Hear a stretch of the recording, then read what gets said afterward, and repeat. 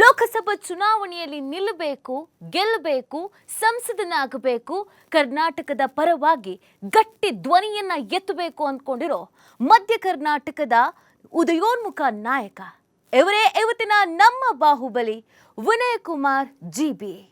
ಇವತ್ತಿನ ನಮ್ಮ Bahubali Vinay GB sir, ನಮಸ್ತೆ. ಕಾರ್ಯಕ್ರಮಕ್ಕೆ ಸ್ವಾಗತ. ನಮಸ್ತೆ. ಹೇಗಿದ್ದೀರಾ ಸರ್? ಚೆನ್ನಾಗಿದೆ. ನೀವು ಚೆನ್ನಾಗಿದ್ದೀರಾ? ನಾನು ಚೆನ್ನಾಗಿದ್ದೇನೆ. ನೀವು ನೋಡಿದ್ರೆ ತುಂಬ ಖುಷಿ ಆಗುತ್ತೆ, ತುಂಬ ಜನಕ್ಕೆ ಮಾದರಿ ಅಂತ ಅನ್ನಿಸ್ತೀರಾ. ಯಾಕೆ ಇದನ್ನು ಹೇಳ್ತಾ ಇದ್ದೀನಿ ಅಂತಂದರೆ, ಸಾಮಾನ್ಯವಾಗಿ ನಾವು ಈ ಗ್ರಾಮೀಣ ಭಾಗದಿಂದ ಬರ್ತಾ ಇದ್ದೀವಿ ಅಂತಂದರೆ ಅಥವಾ ಬಡತನ ಈ ಥರದಂತ ಬಂದಾಗ ನಾವು ಅದನ್ನು ಅಸಹಾಯಕತೆ ಅನ್ಕೊಬಿಡ್ತೀವಿ. ನಮ್ಮ ಕೈಲಿ ಆಗಲ್ವೇನೋ, ಯಾರ್ದು ಸಪೋರ್ಟ್ ಇಲ್ಲ, ಬ್ಯಾಕ್ಗ್ರೌಂಡ್ ಸಪೋರ್ಟ್ ಇಲ್ಲ, ಅಥವಾ ನಮ್ಮೂರು ಹಳ್ಳಿ ಥರ ಇದೆ, ನಾವು ಇಲ್ಲಿಂದ ಸಿಟಿಗೆ ಹೋಗಿ ಏನಾದ್ರು ಅಚೀವ್ ಮಾಡೋದು ಅಂದರೆ ಕಷ್ಟ ಆಗ್ಬೋದು, ಸವಾಲುಗಳು ಎದುರಾಗಬಹುದು ಅಂತ. ಬಟ್ ಅದೆಲ್ಲವನ್ನ ಎದುರಿಸ್ಕೊಂಡು ಇವತ್ತು ತುಂಬ ಜನಕ್ಕೆ ಮಾದರಿ ಆಗೋದ್ರ ಜೊತೆಗೆ ಮಾರ್ಗದರ್ಶನ ಕೂಡ ನೀಡ್ತಾ ಇದ್ದೀರಾ. ನಿಮ್ಮ ಹಿನ್ನೆಲೆ ಬಗ್ಗೆ ಮಾತಾಡೋದಾದರೆ ಸರ್, ನಿಮ್ಮ ಬಾಲ್ಯದ ಜೀವನ ಆಗಿರ್ಬೋದು, ನಿಮ್ಮ ಊರಾಗಿರ್ಬೋದು, ನಿಮ್ಮ ಪರಿಚಯ ಹೇಗೆ ಮಾಡ್ಕೋಬೋದು ಅಂತ. ಮೊದಲನೇದಾಗಿ ಇಷ್ಟು ಎತ್ತರಕ್ಕೆ ಬೆಳಿಬೇಕು, ಇನ್ನೂ ಎತ್ತರಕ್ಕೆ ಬೆಳೆದಿಲ್ಲ, ಬೆಳೀತಾ ಇದ್ದೀನಿ ಅಂತ ಅಂದ್ಕೊಂಡಿದ್ದೀನಿ. ಬೆಳಿಬೇಕಂತಂದರೆ ನಮ್ಮ ಬ್ಯಾಕ್ಗ್ರೌಂಡ್ ಏನೇ ಇರಲಿ, ಬಡತನ ಇರಲಿ, ಕೆಲವೊಬ್ಬರಿಗೆ ಕನ್ನಡ ಮಾಧ್ಯಮ ಅಂತಂದು ಕಷ್ಟಪಡ್ತಾರೆ, ಕೆಲವೊಬ್ಬರು ಹಳ್ಳಿಯಿಂದ ಬಂದಿದ್ದೀವಿ ಅಂತಂದು ಕಷ್ಟಪಡ್ತಾರೆ. ನಾವು ಬ್ಯಾಕ್ಗ್ರೌಂಡ್ ಏನೇ ಇದ್ದರೂ ದೊಡ್ಡದಾಗಿ ಕನಸು ಕಾಣಬೇಕು. ದೊಡ್ಡದಾಗಿ ಕನಸು ಕಾಣಬೇಕು ಅಂತಂದರೆ ಆ ಕನಸು ಕಾಣುವಂಥ ವಾತಾವರಣ ನಮ್ಮ ಸುತ್ತಮುತ್ತ ಇರಬೇಕು, ನಮ್ಮ ಮನೆ ಒಳಗೂ ಇರಬೇಕು, ನಮ್ಮ ಮನೆ ಸುತ್ತಮುತ್ತನೂ ಇರಬೇಕು. ನನ್ನ ಅದೃಷ್ಟಕ್ಕೆ ಆ ಮನೆ ಒಳಗೆ ಆ ವಾತಾವರಣ ಇತ್ತು. ಬಡತನ ಇದ್ದರೂ ಕೂಡ ನಮ್ಮ ತಂದೆ ತಾಯಿ ಇಬ್ಬರು ಓದ್ಕೊಂಡಿದ್ರು. ತಾಯಿ 11ನೇ ಕ್ಲಾಸ್ ತನಕ ಓದಿದ್ರು ಸಿರಿಗೆರೆ ಮಠದಲ್ಲಿ. ನಮ್ಮ ತಂದೆನೂ ಗ್ರಾಜ್ಯುಯೇಟ್ ಆಗಿದ್ದರು ಸಿರಿಗೆರೆ ಮಠದಲ್ಲಿ. ಆದರೆ ಗ್ರಾಜ್ಯುಯೇಟ್ ಆಗಿದ್ದರೂ ಕೂಡ ಕೆಲಸ ಇರಲಿಲ್ಲ, ಅನ್ಎಂಪ್ಲಾಯ್ಡ್ ಇದ್ದರು, ನಿರುದ್ಯೋಗಿಗಳು. ಕೆಲಸ ಹುಡುಕ್ತಾ ಇದ್ರು. ಸೊ ನಾವು ತಾತ್ಕಾಲಿಕವಾಗಿ ಒಂದು ದನದ ಮನೆಯಲ್ಲಿ ವಾಸ ಇದ್ವಿ, ಕಕ್ಕರಗೊಳ್ಳ ಗ್ರಾಮ ಅಂತ ದಾವಣಗೆರೆಯಲ್ಲಿ. ಬಟ್ ನಮಗೆ ಹೊರ ಪ್ರಪಂಚದ ಅರಿವು ಜ್ಞಾನ ಜಾಸ್ತಿ ಇತ್ತು, ಯಾಕಂದರೆ ಬೀದಿಯಲ್ಲಿ ಬೆಳೆದ ಮಕ್ಕಳು ನಾವು, ಹೊರಗೆ ಓಡಾಡ್ಕೊಂಡು. ಬಟ್ ಮನೆ ಒಳಗೆ ಬಂದಾಗ ಆಟ ಸಾಮಾನಿಗಿಂತ ಹೆಚ್ಚಾಗಿ ಪುಸ್ತಕಗಳು ಜಾಸ್ತಿ ಇರ್ತಾಯಿತ್ತು. ನಮ್ಮ ತಂದೆಗೆ ಓದೋ ಹುಚ್ಚು, ತುಂಬ ಪುಸ್ತಕ ಇಟ್ಟಿದ್ರು. ಆ ಪುಸ್ತಕ ಕ್ಲೀನ್ ಮಾಡೋದ್ರಿಂದ ಹಿಡಿದು ಆ ಪುಸ್ತಕನ ಮೇಂಟೈನ್ ಮಾಡೋದು ನಮ್ಮ ಜವಾಬ್ದಾರಿ ಆಗಿತ್ತು. ಶಾಲೆಯಲ್ಲಿ ಅಕ್ಷರ ಜ್ಞಾನ ಬಂದಂಗೆ ಅದನ್ನೆಲ್ಲ ಅಪ್ಲೈ ಮಾಡೋದಕ್ಕೆ ಶುರು ಮಾಡಿದ್ವಿ. ನಾನು ನನ್ನ ತಮ್ಮ ಪುಸ್ತಕ ಓದೋ ಹುಚ್ಚು ಬೆಳೀತು. ಆಮೇಲೆ ನವೋದಯ ಎಕ್ಸಾಮ್ ಬರೆದು 5ನೇ ಕ್ಲಾಸಲ್ಲಿ ನವೋದಯ ಶಾಲೆಗೆ ಎಂಟ್ರಿ ಸಿಕ್ತು. 7 ವರ್ಷ ಜವಾಹರ್ ನವೋದಯ ವಿದ್ಯಾಲಯದಲ್ಲಿ ಅದ್ಭುತ ಶಿಕ್ಷಣ, ಉಚಿತವಾಗಿ, ಸಂಪೂರ್ಣ ಉಚಿತವಾಗಿ. ಅದನ್ನು ರಾಜೀವ್ ಗಾಂಧಿ ಅವರು ಹುಟ್ಟಾಕಿದ್ದು, ಅವ್ರು ಯಾವಾಗಲೂ ಕೂಡ ಚಿರಋಣಿ ಅಂತ ಹೇಳ್ಬೇಕು. ಸೊ ಆ ಶಿಕ್ಷಣದ ಪ್ರಭಾವ ಅಲ್ಲಿ ನಮಗೆ ಒಂದು ಆತ್ಮಸ್ಥೈರ್ಯ ಬಂತು, ಸೆಲ್ಫ್ ಕಾನ್ಫಿಡೆನ್ಸ್ ಬಂತು. ಸ್ಕೂಲ್ ಕ್ಯಾಪ್ಟನ್ ಕೂಡ ಆಗಿದ್ದೆ ನವೋದಯ ಶಾಲೆಯಲ್ಲಿ. ಒಂದು 450 ಮಕ್ಕಳಿಗೆ ನಾನು ಸ್ಕೂಲ್ ಕ್ಯಾಪ್ಟನ್ ಆಗಿದ್ದೆ, ಸ್ಪೋರ್ಟ್ಸ್ ಕ್ಯಾಪ್ಟನ್ ಕೂಡ ಆಗಿದ್ದೆ. ಇಲ್ಲಿ ಕನ್ನಡ ಪುಸ್ತಕ ಓದ್ತಿದ್ವಿ, ನವೋದಯದಲ್ಲಿ ಇಂಗ್ಲೀಷ್ ಪುಸ್ತಕದ ಗೀಳು ಹತ್ತಿತ್ತು. ಪುಸ್ತಕ ಓದ್ತಾ ಜೊತೆಗೆ ಆಟ ಆಡ್ತಾ, ಎಕ್ಸ್ಟ್ರಾ ಕರಿಕ್ಯುಲರಲ್ಲಿ ಪಾರ್ಟಿಸಿಪೇಟ್ ಮಾಡ್ತಾ, ನಾಲೆಡ್ಜ್ ಜೊತೆಗೆ ಒಂದು ನನಗನ್ಸ್ದಂಗೆ ವ್ಯಕ್ತಿತ್ವ ವಿಕಸನ ಏನಂತೀವಿ ಅದು ಕೂಡ ಆಯಿತು ಅಲ್ಲಿ. ಸೊ ಅದರ ಪರಿಣಾಮ ಜೀವನದಲ್ಲಿ ಯಾವುದು ಚಿಕ್ಕದಕ್ಕೆ ಸೆಟ್ಲ್ ಆಗೋದು ಬೇಡ, ಕೈ ಹಾಕಿದರೆ ದೊಡ್ಡದಕ್ಕೆ ಹಾಕಬೇಕು ಅಂತಂದು. ಸೊ ನಾನು BSc ಮಾಡಬೇಕಾದ್ರೆ MBBS ಆಗಿತ್ತು, ಕಾರಣಾಂತರಗಳಿಂದ ಫೈನಾನ್ಷಿಯಲ್ ನಾನು BSc ಮಾಡಿದೆ. BSc ಮಾಡ್ಬೇಕಾದ್ರೆ ನೋಬೆಲ್ ಪ್ರೈಸ್ ತಗೋಬೇಕು ಅನ್ನೋದು ಆಸೆ ನನಗೆ. ಸೊ ಹಾಗಾಗಿ ನಾನು IAS ಇಂಡಿಯನ್ ಇನ್ಸ್ಟಿಟ್ಯೂಟ್ ಆಫ್ ಸೈನ್ಸಿಗೆ ವಿಸಿಟ್ ಕೊಡ್ತಾ ಇದ್ದೆ. ಅಲ್ಲಿ ಯಾರು ಹೇಳಿರಲಿಲ್ಲ ನನಗೆ ಹೋಗಿ ಅಂತಂದು. ನನಗೆ ಅಂದರೆ ಬೆಂಗಳೂರಲ್ಲಿ ಸೈನ್ಸ್ ಅಂತ ಅಂದರೆ ದೊಡ್ಡದೇನಿದೆ, ಸೈನ್ಸ್ ಬಗ್ಗೆ ದೊಡ್ಡ ಇನ್ಸ್ಟಿಟ್ಯೂಷನ್ ಏನಿದೆ IASC, ಹೋಗೋಣ ಅಲ್ಲಿ ಏನು ಮಾಡ್ತಾರೆ ನೋಡೋಣ ಅಂತಂದು. ಆ ರೀತಿ ಒಂದು ಕುತೂಹಲ, ಕ್ಯೂರಿಯಾಸಿಟಿ ಯಾವಾಗಲೂ ಇರ್ತಾ ಇತ್ತು. ಅಲ್ಲೋಗಿ ಸೆಮಿನಾರ್ ಅಟೆಂಡ್ ಮಾಡ್ತಾ ಇದ್ದೆ. ಅಲ್ಲಿಗೆ ಹೋದಾಗ ಹೇಳಿದ್ರು 30-40 ವರ್ಷ ಹಿಡಿತದೆ ನಿಮ್ಗೆ ನೋಬೆಲ್ ಪ್ರೈಸ್ ತೊಗೋಬೇಕಂದ್ರೆ. ಸೊ ತುಂಬ ಪೇಷನ್ಸ್ ಇರಬೇಕು ಅಂತ. ನಾನು ಸ್ವಂತ ಮನೆ ಕಟ್ಕೋಬೇಕು, ಸ್ವಂತ ಕಾರ್ ಬೇಕು, ಆಮೇಲೆ ಒಂದು ಕೆಪಾಸಿಟಿ ಬೇಕು ನನಗೆ, ನಾಳೆ ಏನಾದರೂ ಸಹಾಯ ಮಾಡಬೇಕು ಸಮಾಜಕ್ಕೆ. ಸೊ ಅಷ್ಟೊಂದು ವರ್ಷ ವೆಯ್ಟ್ ಮಾಡಿದರೆ ವಯಸ್ಸಾಗಿ ಹೋಗ್ತದೆ, ನಾನು ಜಿಲ್ಲಾಧಿಕಾರಿ ಆಗೋಣ ಅಂತ. ಸೊ IASಗೆ ತಯಾರಿ ಮಾಡಿದೆ. ಅದರಲ್ಲಿ 4 ಪ್ರಯತ್ನದಲ್ಲಿ 3 ಸರಿ ಮೈನ್ಸ್ ಬರೆದೆ. ಇಂಟರ್ವ್ಯೂ ಹೋಗಿದ್ದೆ ಒಂದು ಸಾರಿ, ಅದರಲ್ಲಿ 2 ಮಾರ್ಕ್ಸಲ್ಲಿ ರ್ಯಾಂಕ್ ಮಿಸ್ ಆಯಿತು. ಡೆಲ್ಲಿನಲ್ಲಿ ಇಂಟರ್ವ್ಯೂ ನಡೀತದೆ UPSCನಲ್ಲಿ, ಯೂನಿಯನ್ ಪಬ್ಲಿಕ್ ಸರ್ವಿಸ್ ಕಮಿಷನ್. ಆಮೇಲೆ ಆ ನಾಲೆಡ್ಜ್ ಪರಿಣಾಮ ಏನು, UPSCಗೆ ಓದಿದಾಗ ನೀವೆಲ್ಲದ್ರ ಬಗ್ಗೆ ಓದ್ತೀರಿ, ಆ ನಾಲೆಡ್ಜ್ನ ಉಪಯೋಗಿಸ್ಕೊಂಡು ನಾನು KAS ಪಾಸ್ ಮಾಡಿದೆ.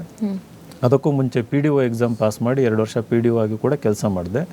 ಸೊ ನನ್ನ ಈ ಬಿಗ್ ಥಿಂಕಿಂಗಿಗೆ PDO ಆಗಿ ಕೆಲಸ ಮಾಡಿದಾಗ ಆ ಎಕ್ಸ್ಪೀರಿಯನ್ಸ್ ಕೂಡ ಆ್ಯಡ್ ಮಾಡ್ತು. UPSCನಲ್ಲಿ ಏನು ಎಕ್ಸ್ಟ್ರಾ ಬುಕ್ಸ್ ಓದಿದ್ವಿ, ವರ್ಲ್ಡ್ ಹಿಸ್ಟ್ರಿ ಓದಿದ್ವಿ, ಎಸ್ಪೆಷಲಿ ವರ್ಲ್ಡ್ ಹಿಸ್ಟ್ರಿ ಓದಿದಾಗ ಅನ್ನಿಸ್ತು ಜೀವನದಲ್ಲಿ ಅನೇಕ ಸಾಧ್ಯತೆಗಳಿದ್ದಾವೆ, ಪಾಸಿಬಿಲಿಟೀಸ್ ಅಂತಂದ್ಬಿಟ್ಟು. ಯಾಕಂದರೆ ದೊಡ್ಡ ದೊಡ್ಡ ಸಿವಿಲೈಸೇಷನ್ ಹೇಳ್ತವೆ, ಬೀಳ್ತವೆ, ದೊಡ್ಡ ದೊಡ್ಡ ಎಂಪೈರ್ಗಳು ಕಟ್ಬೋದು. ಆ ಎಂಪೈರ್ಗಳನ್ನ ಮೇಂಟೈನ್ ಮಾಡ್ಬೋದು, ಮಾಡೋದಕ್ಕೆ ಇರೋದಕ್ಕೆ ಆಗದೆ ಇರ್ಬೋದು. ಜೊತೆಗೆ ದೊಡ್ಡ ದೊಡ್ಡ ಡಿಕ್ಟೇಟರ್ ಬರ್ತಾರೆ, ದೊಡ್ಡ ದೊಡ್ಡ ಡೆಮೋಕ್ರೆಟಿಕ್ ಲೀಡರ್ಸ್ ಬರ್ತಾರೆ, ಹೆಂಗೆ ಬರ್ತಾರೆ. ಸೊ ಇವೆಲ್ಲ ಆಳವಾಗಿ ಓದಿದೆ ನಾನು. ಸೊ ಅದ್ರ ಪರಿಣಾಮ ಸೆಲ್ಫ್ ಕಾನ್ಫಿಡೆನ್ಸ್ ಇನ್ನೂ ಬಿಲ್ಡ್ ಆಗ್ತಾ ಹೋಯಿತು. ಸೊ ನಂತರ ನಂದೇ ಓನ್ ಇನ್ಸ್ಟಿಟ್ಯೂಷನ್ ಶುರು ಮಾಡಿದೆ, IAS ಕೋಚಿಂಗ್. 2014 ಜನವರಿನಲ್ಲಿ ಬೆಂಗಳೂರಿಗೆ ಬಂದು ಲಿಟ್ರಲಿ ಬರೀ ಕೈಯಲ್ಲಿ ಬಂದಿದ್ದು. ಅವಾಗ ಅನ್ಎಂಪ್ಲಾಯ್ಡ್ ಇದ್ದೆ ನಾನು, PDO ಬಿಟ್ಟಿದ್ದೆ. ಅಲ್ಲಿ ಭ್ರಷ್ಟಾಚಾರ ಸಹಿಸ್ಕೊಳಕ್ಕೆ ಆಗಲಿಲ್ಲ ನನಗೆ.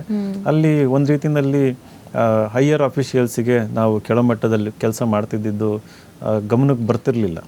ಅಲ್ಲಿ ಅವರಿಂದೇನೋ ಇನ್ಫ್ಲೂಯೆನ್ಸ್ ಇರ್ತಿತ್ತು, ಸಹಿಸ್ಕೊಂತಿರ್ಲಿಲ್ಲ. ಅಸರ್ಟಿವ್ ಇದ್ರೆ ನಾವು ಒಬ್ಬ ಕೆಳಮಟ್ಟದ ಅಧಿಕಾರಿ ಅಸರ್ಟಿವ್ ಇದ್ದಾಗ ಮೇಲ್ಮಟ್ಟದ ಅಧಿಕಾರಿ ಸಹಿಸ್ಕೊಳ್ಳಲ್ಲ. ಆ ಒಂದು ಸಿಸ್ಟಮ್ ನನಗೆ ಇಷ್ಟ ಆಗಲಿಲ್ಲ, ಹೈರಾರ್ಕಿ. ಅದಕ್ಕೆ ರಿಸೈನ್ ಮಾಡಿದೆ. ಸೊ ನಂದೇ ಇನ್ಸ್ಟಿಟ್ಯೂಷನ್ ಶುರು ಮಾಡಿ ಸುಮಾರು 1200ಕ್ಕೂ ಹೆಚ್ಚು IAS IPS ಅಧಿಕಾರಿಗಳನ್ನ ಕೊಟ್ಟಿದ್ದೀನಿ. ಜೊತೆಗೆ ಇಡೀ ದೇಶಕ್ಕೆ ಮೊದಲನೇ ರ್ಯಾಂಕ್ ಬಂತು 2016ನಲ್ಲಿ. ನಂತರ 40 ವಿದ್ಯಾರ್ಥಿ ಉಳಿದಿದ್ದು ಇವತ್ತು 12,000 ವಿದ್ಯಾರ್ಥಿಗಳಿಗೆ ಮಾರ್ಗದರ್ಶನ ಸಿಗ್ತಾ ಇದೆ. ಕರ್ನಾಟಕ ಒಂದು IAS ಹಬ್ ಆಗಿರಲಿಲ್ಲ ಮುಂಚೆ, ಎಲ್ಲರೂ ಡೆಲ್ಲಿಗೆ ಹೋಗ್ಬೇಕಿತ್ತು. ಇವತ್ತು ಕರ್ನಾಟಕದ 80% ಹುಡುಗರು ನಮ್ಮ ಇನ್ಸ್ಟಿಟ್ಯೂಷನ್ಗೆ ಬರ್ತಾರೆ IAS ಕೋಚಿಂಗ್ ತಗೊಳ್ಳೋದಕ್ಕೆ. ರ್ಯಾಂಕ್ ಒಂದು 5-6 ಬರ್ತಾ ಇತ್ತು ಕರ್ನಾಟಕಕ್ಕೆ. ಇವತ್ತು ನನ್ನ ಶ್ರಮದಿಂದ, ನಮ್ಮ ಇನ್ಸ್ಟಿಟ್ಯೂಷನ್ ಶ್ರಮದಿಂದ, ನಮ್ಮ ಟೀಮ್ ಶ್ರಮದಿಂದ 35ರಿಂದ 40 ರ್ಯಾಂಕ್ ಕರ್ನಾಟಕಕ್ಕೆ ಬರ್ತಾ ಇದೆ. ಅದರಲ್ಲಿ 25ರಿಂದ 30 ರ್ಯಾಂಕ್ ನಮ್ಮದೇ ಇರ್ತದೆ, ನಮ್ಮ ಇನ್ಸೈಟ್ಸ್ IAS ಇಂದ. ಸೊ ಇದು brief history of Vinay Kumar, ನೀವೇನು ಕೇಳಿದ್ರೆ ಅದು. ಓಕೆ, ಯೂಶಲಿ ನಾವೇನು ಅಂದ್ಕೊಳ್ತೀವಿ ಅಂತಂದರೆ, ನಮಗೆ ಈ ಲ್ಯಾಂಗ್ವೇಜಸ್ ಪ್ರಾಬ್ಲಮ್ ಅಂತ ಬಂದಾಗ ಅಥವಾ ಸ್ಪರ್ಧಾತ್ಮಕ ಪರೀಕ್ಷೆಗಳು ಅಂತ ಬಂದಾಗ ನಮ್ಮ ಗ್ರಾಮೀಣ ಭಾಗದವ್ರು ನಮಗೆ ನಾವೇ ಅನ್ಕೊಬಿಡ್ತೀವಿ ಇದೆಲ್ಲ ನಮಗೆ ಕಷ್ಟ ಆಗುತ್ತೆ. ಯಾಕಂದರೆ ಕೋಚಿಂಗ್ ಅಂತ ಬಂದಾಗ ಊರ ಕಡೆಯಲ್ಲ ಏನು ಕೋಚಿಂಗ್ ಇರುತ್ತೆ, ಅಥವಾ ನಾವು ಊರು ಬಿಟ್ಟು ತಂದೆ ತಾಯಿನ ಬಿಟ್ಟು ಬರ್ತೀವಿ ಅಂತಂದರೆ ಅದು ಒಂದು ಸವಾಲು. ನಮಗೆ ಎಮೋಷ್ನಲ್ ಆಗಿ ಕೂಡ ತುಂಬ ಅಟ್ಯಾಚ್ಡ್ ಆಗಿರ್ತೀವಿ, ಅದು ಪ್ರಾಬ್ಲಮ್ ಆಗ್ತಾ ಇರುತ್ತೆ. ಆ ಸವಾಲುಗಳೆಲ್ಲ ನಿಮಗೆ ಎದುರಾಗಿತ್ತಾ? ಕಷ್ಟ ಅಂತ ಅನಿಸಿದ್ದೇನಾದರೂ ಇದೆಯಾ? ಇಲ್ಲ, ಅದೇ ಹೇಳಿದ್ನಲ್ಲ, ನಾವು ಬೀದಿನಲ್ಲಿ ಬೆಳೆದಿದ್ದಕ್ಕೆ ನವೋದಯ ಹೋದಾಗ ಅಳ್ಳಿಲ್ಲ ನಾನು. ನನ್ನ ಸುತ್ತಮುತ್ತಿರೋ 5ನೇ ಕ್ಲಾಸ್ ಹುಡುಗರು, 6ನೇ ಕ್ಲಾಸ್ ಮಕ್ಕಳು ಅಳ್ತಾ ಇದ್ರು ಅವ್ರ ಅಪ್ಪ ಅಮ್ಮನ ಮಿಸ್ ಮಾಡ್ಕೊಂಡು. ನನಗೆ ಈಗಲೂ ನೆನಪಿ, ನಾನು ಅಳ್ಳಿಲ್ಲ, ನಾನು ಖುಷಿ ಪಟ್ಟೆ. ನನಗೆ ಫ್ರೀಡಮ್ ಅಂದರೆ ತುಂಬ ಇಷ್ಟ, ನನಗೆ ಸ್ವಾತಂತ್ರ್ಯ.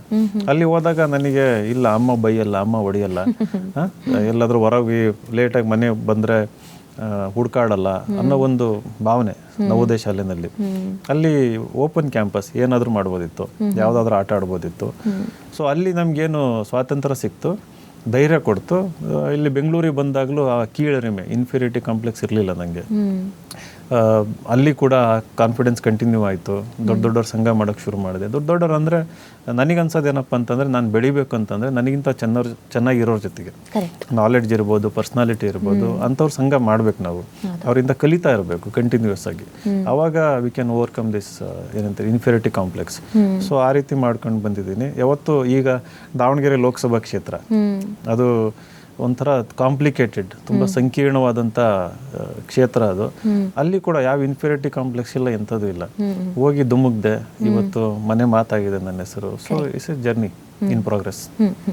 ಈಗ ಯೂಶಲಿ ನಾವೇನು ಹೇಳ್ತೀವಿ, ಒಬ್ಬ ನಾಯಕ ಹುಟ್ಟಬೇಕು ಅಂತ ಅಂದಾಗ ಈಗ ಸ್ವಲ್ಪ ಕಷ್ಟ ಆಗುತ್ತೆ, ಬ್ಯಾಕ್ಗ್ರೌಂಡ್ ಚೆನ್ನಾಗಿರಬೇಕು, ಇಲ್ಲ ಅಂತಂದರೆ ತಂದೆ ಅರ್ಥ ಆಗಿ ಅಥವಾ ತಾತ ಯಾರಾದರೂ ಒಬ್ರು ಪೊಲಿಟಿಕಲಲ್ಲಿ ಇರಬೇಕು, ನಮಗೊಬ್ರು ಗ್ರ್ಯಾಂಡ್ ಫಾದರ್ ಅಂತ ಯಾರು ಒಬ್ಬರೇ ಈಸಿಲಿ ನಾವು ಎಂಟರ್ ಆಗ್ಬೋದು. ಇಲ್ಲ ಅಂತಂದರೆ ತುಂಬ ಅಲಿಬೇಕಾಗತ್ತೆ, ತುಂಬ ಕಷ್ಟ ಆಗುತ್ತೆ ಅಂತ ತುಂಬ ಜನ ಅಂದ್ಕೊಂಡಿರ್ತಾರೆ. But at the same time ನಾವೇ ಹೇಳ್ತೀವಿ ಯೂತ್ಸ್ ಬರಬೇಕು ರಾಜಕೀಯಕ್ಕೆ, ಯೂತ್ಸ್ ಬಂದ್ರೇ ಬದಲಾವಣೆ ಆಗುತ್ತೆ, ಯೂತ್ಸ್ ಬಂದ್ರೇ ಚೇಂಜಸ್ ಆಗುತ್ತೆ ಅಂತ. ಸೊ ನಿಮಗೂ ಕೂಡ ಏನಾದರೂ ಕಷ್ಟ ಆಗಿದ್ದು ರಾಜಕೀಯಕ್ಕೆ ಎಂಟ್ರಿ ಆಗ್ತೀನಿ ಅಥವಾ ಆ ಥಾಟ್ ಇದ್ದಾಗ ಸುತ್ತಮುತ್ತ ಇದ್ದವರು ಬೇಡಪ್ಪ ಕಷ್ಟ ಆಗುತ್ತೆ ನಮಗೆ ಯಾಕೆ ಅಂತ ಹೇಳಿದ್ದು, ಇಲ್ಲ ನೀನು ಹೋಗಬೇಕು ರಾಜಕೀಯಕ್ಕೆ ಬದಲಾವಣೆ ತರಬೇಕು ಅಂತ ಹೇಳಿದ್ದು, ಈ ಥರದ್ದೇನಾದರೂ ನಡೆದಿದೆ ಜೀವನದಲ್ಲಿ? ಆ ಥರ ಪುಸ್ತಕದಿಂದ ಓದಿದ್ದೆ, ಮತ್ತು ದೇಶದಲ್ಲಿ ಆಗಿರೋ ಘಟನೆಗಳು ನೋಡಿ ಒಂದು ನಾವು ಎಂಟ್ರಿ ಆಗಬೇಕು ಅನ್ನೋ ಒಂದು ಆಸೆ ಯಾವಾಗಲೂ ಇತ್ತು. ಆದರೆ ನೀವು ಹೇಳ್ದಂಗೆ ಧೈರ್ಯ ಇರಲ್ಲ, ಅದಕ್ಕೆ ಬರಬೇಕು ಅಂತಂದರೆ ಧೈರ್ಯ ಬೇಕು. ನನಗನ್ಸೋದೇನಂತಂದರೆ, ಈ ಸಮಾಜದಲ್ಲಿ ನಾವು ಈ ರೀತಿ ಕೆಲವೊಂದು ಒಪಿನಿಯನ್ನ ಕ್ರಿಯೇಟ್ ಮಾಡಿರ್ತೀವಿ. ಇದು ಕಷ್ಟ, ಇದು ಇಲ್ಲಿ ದುಡ್ಡು ಇರಬೇಕು, ಇಲ್ಲಿ ಯಾರಾದ್ರೂ ಗಾಡ್ ಫಾದರ್ ಇರಬೇಕು, ಸೊಸೈಟಿ ನಿಮ್ಮನ್ನ ಬೇಗ ಅಕ್ಸೆಪ್ಟ್ ಮಾಡ್ಕೊಳ್ಳಲ್ಲ, ತುಂಬ ಅಡೆತಡೆಗಳು ಇರ್ತವೆ ಅಂತ ಈ ರೀತಿ ಒಂದು ನೋಷನ್ ಕ್ರಿಯೇಟ್ ಮಾಡಿರ್ತೀವಿ. ಆ ಕ್ರಿಯೇಟ್ ಮಾಡಿರೋ ನೋಷನ್ಸ್ನ ನಂಬಿ ಎಷ್ಟೊಂದು ಜನ ಪ್ರಯತ್ನನೇ ಮಾಡಲ್ಲ, ಟ್ರೈ ಮಾಡೋಕ್ಕೆ ಹೋಗಲ್ಲ. ಯಾಕಂತಂದ್ರೆ ಯಾಕೆ ನನ್ನ ಕಂಫರ್ಟಬಲ್ ಲೈಫ್ ಇದೆ, ಸೆಟ್ಲ್ ಆಗಿದ್ದೀನಿ, ಅಲ್ಲಿ ಹೋಗಿ ಅನ್ಸೆಟ್ಲ್ ಆಗೋದು ಯಾಕೆ ಅಂತಂದು ಟ್ರೈ ಮಾಡಲ್ಲ. ಟ್ರೈ ಮಾಡದೇ ಇದ್ದಾಗ ಏನಾಗುತ್ತೆ, ಈ ಬಿಲೀಫ್ ಇನ್ನೂ ಜಾಸ್ತಿ ಆಗ್ತಾ ಹೋಗುತ್ತೆ. ಅವರು ಅದನ್ನು ಆ್ಯಂಪ್ಲಿಫೈ ಮಾಡ್ತಾರೆ, ಕಂಟಿನ್ಯೂ ಮಾಡ್ಕೊಂಡು ಹೋಗ್ತಾರೆ ಇನ್ನೊಬ್ರಿಗೆ ಹೇಳ್ಕೊಂಡು. ನನಗೆ ಇದ್ರ ಬಗ್ಗೆ ಅರಿವಿತ್ತು. ಇದು ಬಬಲ್ ಇದು ಅಂತಂದು. ಪ್ರಯತ್ನ ಮಾಡದೇ ಇರೋರು ಇದನ್ನ ಹಬ್ಬಿಸ್ತಾ ಇರ್ತಾರೆ ಅಂತ. ಸೊ ನಾನು ಯಾವಾಗಲೂ ಪ್ರಯತ್ನ ಮಾಡೋದ್ರಲ್ಲಿ ನಂಬಿಕೆ ಇಟ್ಟನು. ಯಾಕಂದ್ರೆ ನಮ್ಮ IAS ಹುಡುಗರಿಗೆ ಪ್ರಯತ್ನ ಮಾಡಿ ಅಂತಾನೆ ಹೇಳೋದು, ಅಟೆಂಪ್ಟ್ ಮಾಡಿ ಅಂತಂದು. If you are not attempting then there is no result ಅಂತಂದ್ಬಿಟ್ಟು, ದೆರ್ ಇಸ್ ನೋ ಪ್ರೋಗ್ರೆಸ್ ಅಂತಂದು. ಸೊ ನಾನು ಹೋಗಿ ಜಸ್ಟ್ ಅಟೆಂಪ್ಟ್ ಮಾಡಿದೆ ಅಷ್ಟೇ, ಪ್ರಯತ್ನ ಮಾಡಿದೆ. ಪ್ರಯತ್ನ ಮಾಡಿದಾಗ ಗೊತ್ತಾಯಿತು ಇದು ಎಲ್ಲರೂ ಅಂದ್ಕೊಂಡಷ್ಟು ಕಷ್ಟ ಅಲ್ಲ ಅಂತಂದು. ಆಮೇಲೆ ಯಾವಾಗ ಕಷ್ಟ ಆಗಲ್ಲ ಅಂತಂದರೆ ನಾವು ಇಷ್ಟಪಡಬೇಕು. ನಾನು ಮಾಡೋ ಪ್ರಯತ್ನದಲ್ಲಿ ನನಗೆ ಆಸಕ್ತಿ ಇರಬೇಕು, ನಾನು ನನ್ನ ಮನಸಾರೆ ಇಷ್ಟಪಡಬೇಕು, ಪ್ಯಾಷನ್ ಇರಬೇಕು. ನಾನು ಯಾವುದೇ ಅಧಿಕಾರ ಅಥವಾ ಆಸ್ತಿ ಇನ್ಯಾವುದಕ್ಕೂ ಹೋಗಲಿಲ್ಲ ಅಲ್ಲಿ. ನನಗೆ ಒಂದು ಪ್ಯಾಷನ್ ಇತ್ತು, ಸರ್ವಿಸ್ ಮಾಡಬೇಕು ಅಂತಂದು, ಜನಗಳ ಮಧ್ಯೆ ಇರಬೇಕು ಅಂತ, ಅವ್ರ ಮಧ್ಯೆ ಬೆರಿಬೇಕು, ಅವ್ರ ಜೀವನ ಅರ್ಥ ಮಾಡ್ಕೋಬೇಕು, ಅವ್ರ ಜೀವನದಲ್ಲಿ ಸುಧಾರಣೆ ತರಬೇಕು ಅನ್ನೋದು ಮುಂಚೆಯಿಂದನೂ ಪ್ಯಾಷನ್ ನನಗೆ.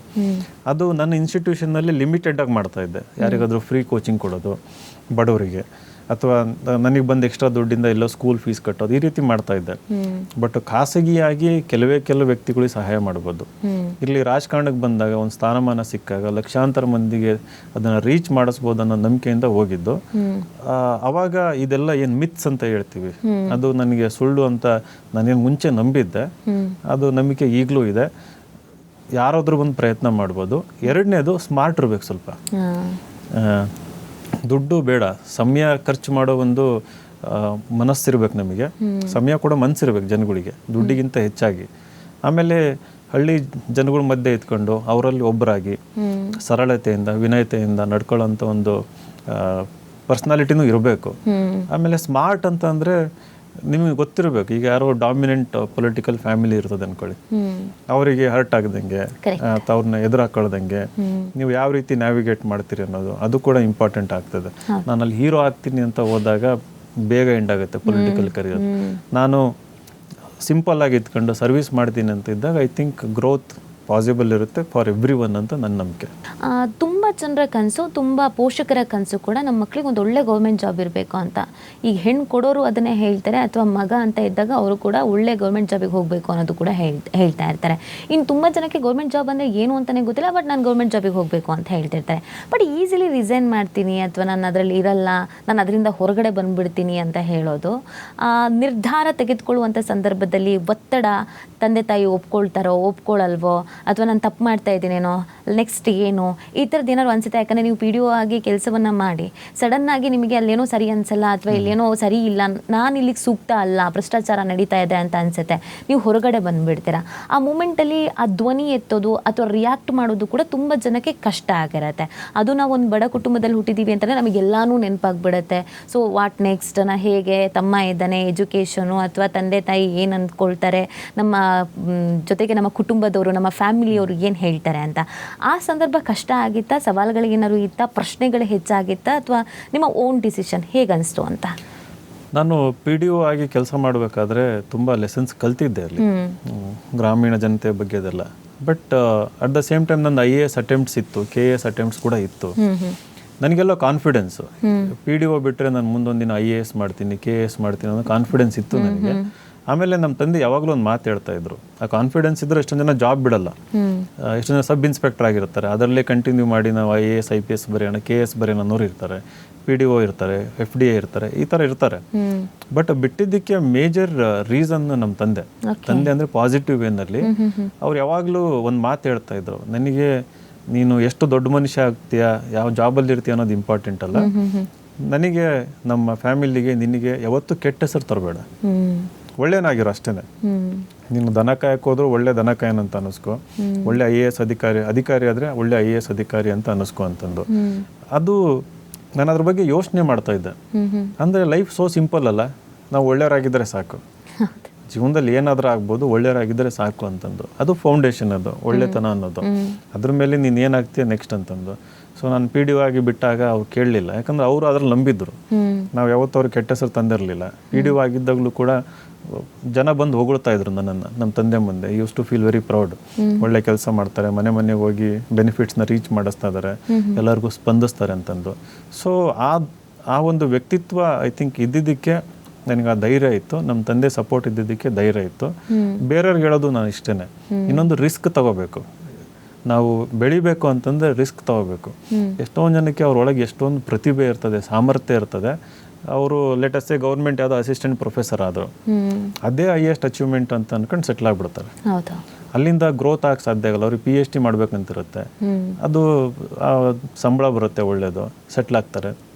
ಅಲ್ಲಿಂದ ಇನ್ನೇನು ಲೇಟೆಸ್ಟ್ ದಟ್ JNU ಅಥವಾ ಡೆಲ್ಲಿ ಯೂನಿವರ್ಸಿಟಿಗೆ ಹೋಗೋ ಅವಕಾಶ ಇರ್ತದೆ, IITಗೆ ಹೋಗೋ ಅವಕಾಶ ಇರ್ತದೆ, ಅಲ್ಲಿ ಟೀಚ್ ಮಾಡೋ ಅವಕಾಶ ಇರ್ತದೆ. ಬೇಡ ಹಾರ್ವರ್ಡ್ ಆಕ್ಸ್ಫರ್ಡ್ ಯೂನಿವರ್ಸಿಟಿಗೆ ಹೋಗೋಣ ಅಂತಂದು ಆ ಥರ ಯೋಚನೆ ಮಾಡೋದು ತುಂಬ ಕಡಿಮೆ. ನನಗೆ ಅನ್ಸೋದೇನಂದ್ರೆ ರಿಸ್ಕ್ ತಗೋಬೇಕಂತ, ನಿಂತು ನೀರಂಗಿರಬಾರ್ದು ಅಂತ ಅಷ್ಟೆ. ಓಕೆ. ರಾಜಕೀಯ ಅಂತಂದರೆ ಹೌದು ನಾವೆಲ್ಲರೂ ಅಟ್ರಾಕ್ಟ್ ಆಗ್ತೀವಿ, ಬಟ್ ಅಲ್ಲಿ ಹೋಗಿ ನಾವು ರಾಜಕಾರಣ ಮಾಡಬೇಕು ಅಂತಂದಾಗ ಸ್ವಲ್ಪ ಯೋಚನೆ ಮಾಡ್ತೀವಿ. ನಿಮಗೆ ರಾಜಕೀಯ ಅಂತಂದರೆ ನಿಮ್ಮ ಪ್ರಕಾರ ಏನು ಅಂತ, ಅದ್ರ ಜೊತೆಗೆ ಯಾವುದಾದ್ರೂ ಒಂದು ವಿಚಾರದಿಂದ ನಾವು ಇನ್ಸ್ಪೈರ್ ಆಗಿರ್ತೀವಿ, ಅಥವಾ ಯಾವುದಾದ್ರೂ ಒಂದು ಘಟನೆ ನಮ್ಮನ್ನು ಅದಕ್ಕೆ ಹೋಗಬೇಕು ಅಂತ ಅನಿಸಿರುತ್ತೆ, ಅಥವಾ ಯಾವುದಾದ್ರೂ ಒಂದು ತತ್ವ ಸಿದ್ಧಾಂತ ನಮ್ಮನ್ನು ಅಟ್ರಾಕ್ಟ್ ಮಾಡ್ತಾ ಇರುತ್ತೆ, ಹೌದಲ್ವಾ ಕರೆಕ್ಟ್ ನಾವು ಇದಕ್ಕೆ ಹೋಗಬೇಕು ಅಂತ. ಏನಾಯಿತು ವಿನಯ್ ಅವರಿಗೆ ರಾಜಕೀಯ ಅಂತ ಬಂದಾಗ ಯಾವ್ದು ಅಟ್ರಾಕ್ಟ್ ಆಯಿತು, ಯಾಕೆ ಸೆಲೆಕ್ಟ್ ಮಾಡ್ಕೊಂಡ್ರಿ ಅಂತ? ರಾಜಕೀಯ ಅಂತ ಬಂದಾಗ ಮೇಜರ್ ಅಟ್ರಾಕ್ಷನ್ ನನಗೆ, ನಾನೊಬ್ಬ ಪ್ರತಿನಿಧಿ ಆಗ್ತೀನಿ ಅಂತಂದು. ಯಾರ ಪ್ರತಿನಿಧಿ? ಸಾಮಾನ್ಯ ಜನರ ಪ್ರತಿನಿಧಿ ಆಗೋದು. ಸಾಮಾನ್ಯ ಜನರ ಅಂತಂದ್ರೆ ಸಾಮಾನ್ಯ ಜನರ ಕನಸುಗಳಿಗೆ, ಅವರ ಧ್ವನಿಗೆ, ಅವರ ಆಸ್ಪಿರೇಷನ್ಸಿಗೆ, ಅದಕ್ಕೆ ಒಬ್ಬ ಪ್ರತಿನಿಧಿಯಾಗಿ ಹೋಗೋದು ಅಂತಂದ್ರೆ ಒಂದು ದೊಡ್ಡ ಜವಾಬ್ದಾರಿಯುತ ಹುದ್ದೆ. ಎಲ್ಲಿ ಪ್ರತಿನಿಧಿಯಾಗಿ ಹೋಗ್ತೀವಿ? ನಮ್ದು ಕಾನ್ಸೆಪ್ಟ್ ಏನಂದ್ರೆ ಸ್ಟೇಟ್ ಅಂತ ಇರ್ತದೆ, ರಾಜ್ಯ ಅಂತಂದು. ಅಂದ್ರೆ ಭಾರತ ಅನ್ನೋದು ಒಂದು ದೇಶ, ಅದರಲ್ಲಿ ನಮ್ಮ ರಾಜ್ಯ ಅಂತಂದು. ಅದು ನಾವು ಡೆಮೋಕ್ರೆಟಿಕ್ ವೇನಲ್ಲಿ ಕಟ್ಟಿರುವಂಥ ಸಿಸ್ಟಮ್ ಅದು. ಆ ಸಿಸ್ಟಮ್ಗೆ ಪ್ರತಿನಿಧಿಗಳು ಹೋಗ್ಬೇಕು, ಜನಗಳು. ಯಾಕಂದ್ರೆ ಜನಗಳೇ ಎಲ್ಲೋಗಿ ಆಡಳಿತ ಮಾಡೋಕ್ಕಾಗಲ್ಲ. ಎಲ್ಲರೂ ಪ್ರತಿನಿಧಿಗಳಾದ್ರೆ ಅದು ಅನಾರ್ಕಿ ಅಂತ ಹೇಳ್ತೀವಿ. ಇದು ನಮ್ಮದು ಡೆಮೋಕ್ರಸಿ ಅಂತಂದು. ಸೊ ಇಲ್ಲಿ ಧ್ವನಿಯಾಗಿ ಒಂದು ಸಂಸ್ಥೆಗೆ ಹೋದಾಗ ಅಲ್ಲಿ ಏನು ಜನಗಳು ನಮ್ಮ ಮೇಲೆ ಒಂದು ಹೋಪ್ಸ್ ಇಟ್ಕೊಂಡಿರ್ತಾರಲ್ಲ, ಅದನ್ನ ಈಡೇರಿಸಿದಾಗ ನಮಗೊಂದು ಇನ್ನರ್ ಸ್ಯಾಟಿಸ್ಫ್ಯಾಕ್ಷನ್ ಸಿಗ್ತದೆ, ಸೆಲ್ಫ್ ಸ್ಯಾಟಿಸ್ಫ್ಯಾಕ್ಷನ್, ಫುಲ್ಫಿಲ್ಮೆಂಟ್ ಅಂತ ಹೇಳ್ತೀವಿ. ನಮಗೆ ಜೀವ ಇರೋದು ಅದಕ್ಕೇನೆ. ನಾವು ಆ ಫುಲ್ಫಿಲ್ಮೆಂಟಿಗೋಸ್ಕರ ನಾವು ಕಾಯ್ತಾ ಇರ್ತೀವಿ. ಮತ್ತು ವೇರಿಯಸ್ ಸಾಧ್ಯತೆಗಳಂತ ಅವಾಗಲೇ ಹೇಳಿದೆ, ಅವುಗಳನ್ನ ಈಡೇರಿಸ್ಕೊಳ್ಳೋದು. ಆಮೇಲೆ ನಾವು ಆ ಸ್ಥಾನ ತಲುಪಿ ಇನ್ನೊಬ್ಬರ ಕನಸುಗಳನ್ನ ಈಡೇರಿಸೋದು. ಆ ಒಂದು ಸಾಧ್ಯತೆ ಜೀವನದಲ್ಲಿ ಸಿಕ್ಕಾಗೇನೋ ಸಾರ್ಥಕತೆ ಅನ್ನೋದನ್ನ ನಾವು ರೀಚ್ ಆಗ್ತೀವಿ. ಸೊ ಅದು ರಾಜಕಾರಣದಲ್ಲಿ ಸಿಗುತ್ತೆ ಅಂತಂದ್ಬಿಟ್ಟು, ಅದಕ್ಕೆ ನಾನು ಪಾರ್ಲಿಮೆಂಟಿಗೆ ಹೋಗ್ಬೇಕಂತಂದೇನಿಲ್ಲ. ಜನಗಳ ಮಧ್ಯೆ ಇದ್ಕೊಂಡು ಸೇವೆ ಮಾಡ್ತಾ ಇದ್ರೆ ಜನಗಳು ನಾಯಕ ಅಂತ ಕರೆಯೋಕ್ಕೂ ಶುರು ಮಾಡ್ತಾರೆ. ಅದು ಮಹಾತ್ಮ ಗಾಂಧೀಜಿ ಅವ್ರು ಹಂಗಿದ್ದಿದ್ದು. ಯಾವತ್ತು ಅವರು ಎಲೆಕ್ಷನ್ ಕಂಟೆಸ್ಟ್ ಮಾಡಲಿಲ್ಲ, ಮೆಂಬರ್ ಆಫ್ ಪಾರ್ಲಿಮೆಂಟು ಅಲ್ಲ, ಏನೂ ಅಲ್ಲ. ಸೊ ಅವರು ಮಹಾತ್ಮ ಆಗೋದ್ರು. ಅದೇ ರೀತಿ ಜಯಪ್ರಕಾಶ್ ನಾರಾಯಣ್ ಅಂತಂದು ಅವ್ರು ಇರ್ಬೋದು, ತುಂಬ ವಿನೋಬಾ ಭಾವೆ, ತುಂಬ ಜನ ಬಂದು ಹೋಗಿದ್ದಾರೆ. ಆಮೇಲೆ ಎಲ್ಲ ರಾಮ್ ಮನೋಹರ್ ಲೋಹಿಯಾ ಅಂತಂದು ಅವರೆಲ್ಲ ಇದ್ದಾರೆ ಆ ರೀತಿಯಲ್ಲಿ. ಸೊ 2 ದಾರಿಗಳಿದ್ದಾವೆ ರಾಜಕಾರಣದಲ್ಲಿ, ಅನೇಕ ಸಾಧ್ಯತೆ ಇದ್ದಾವೆ.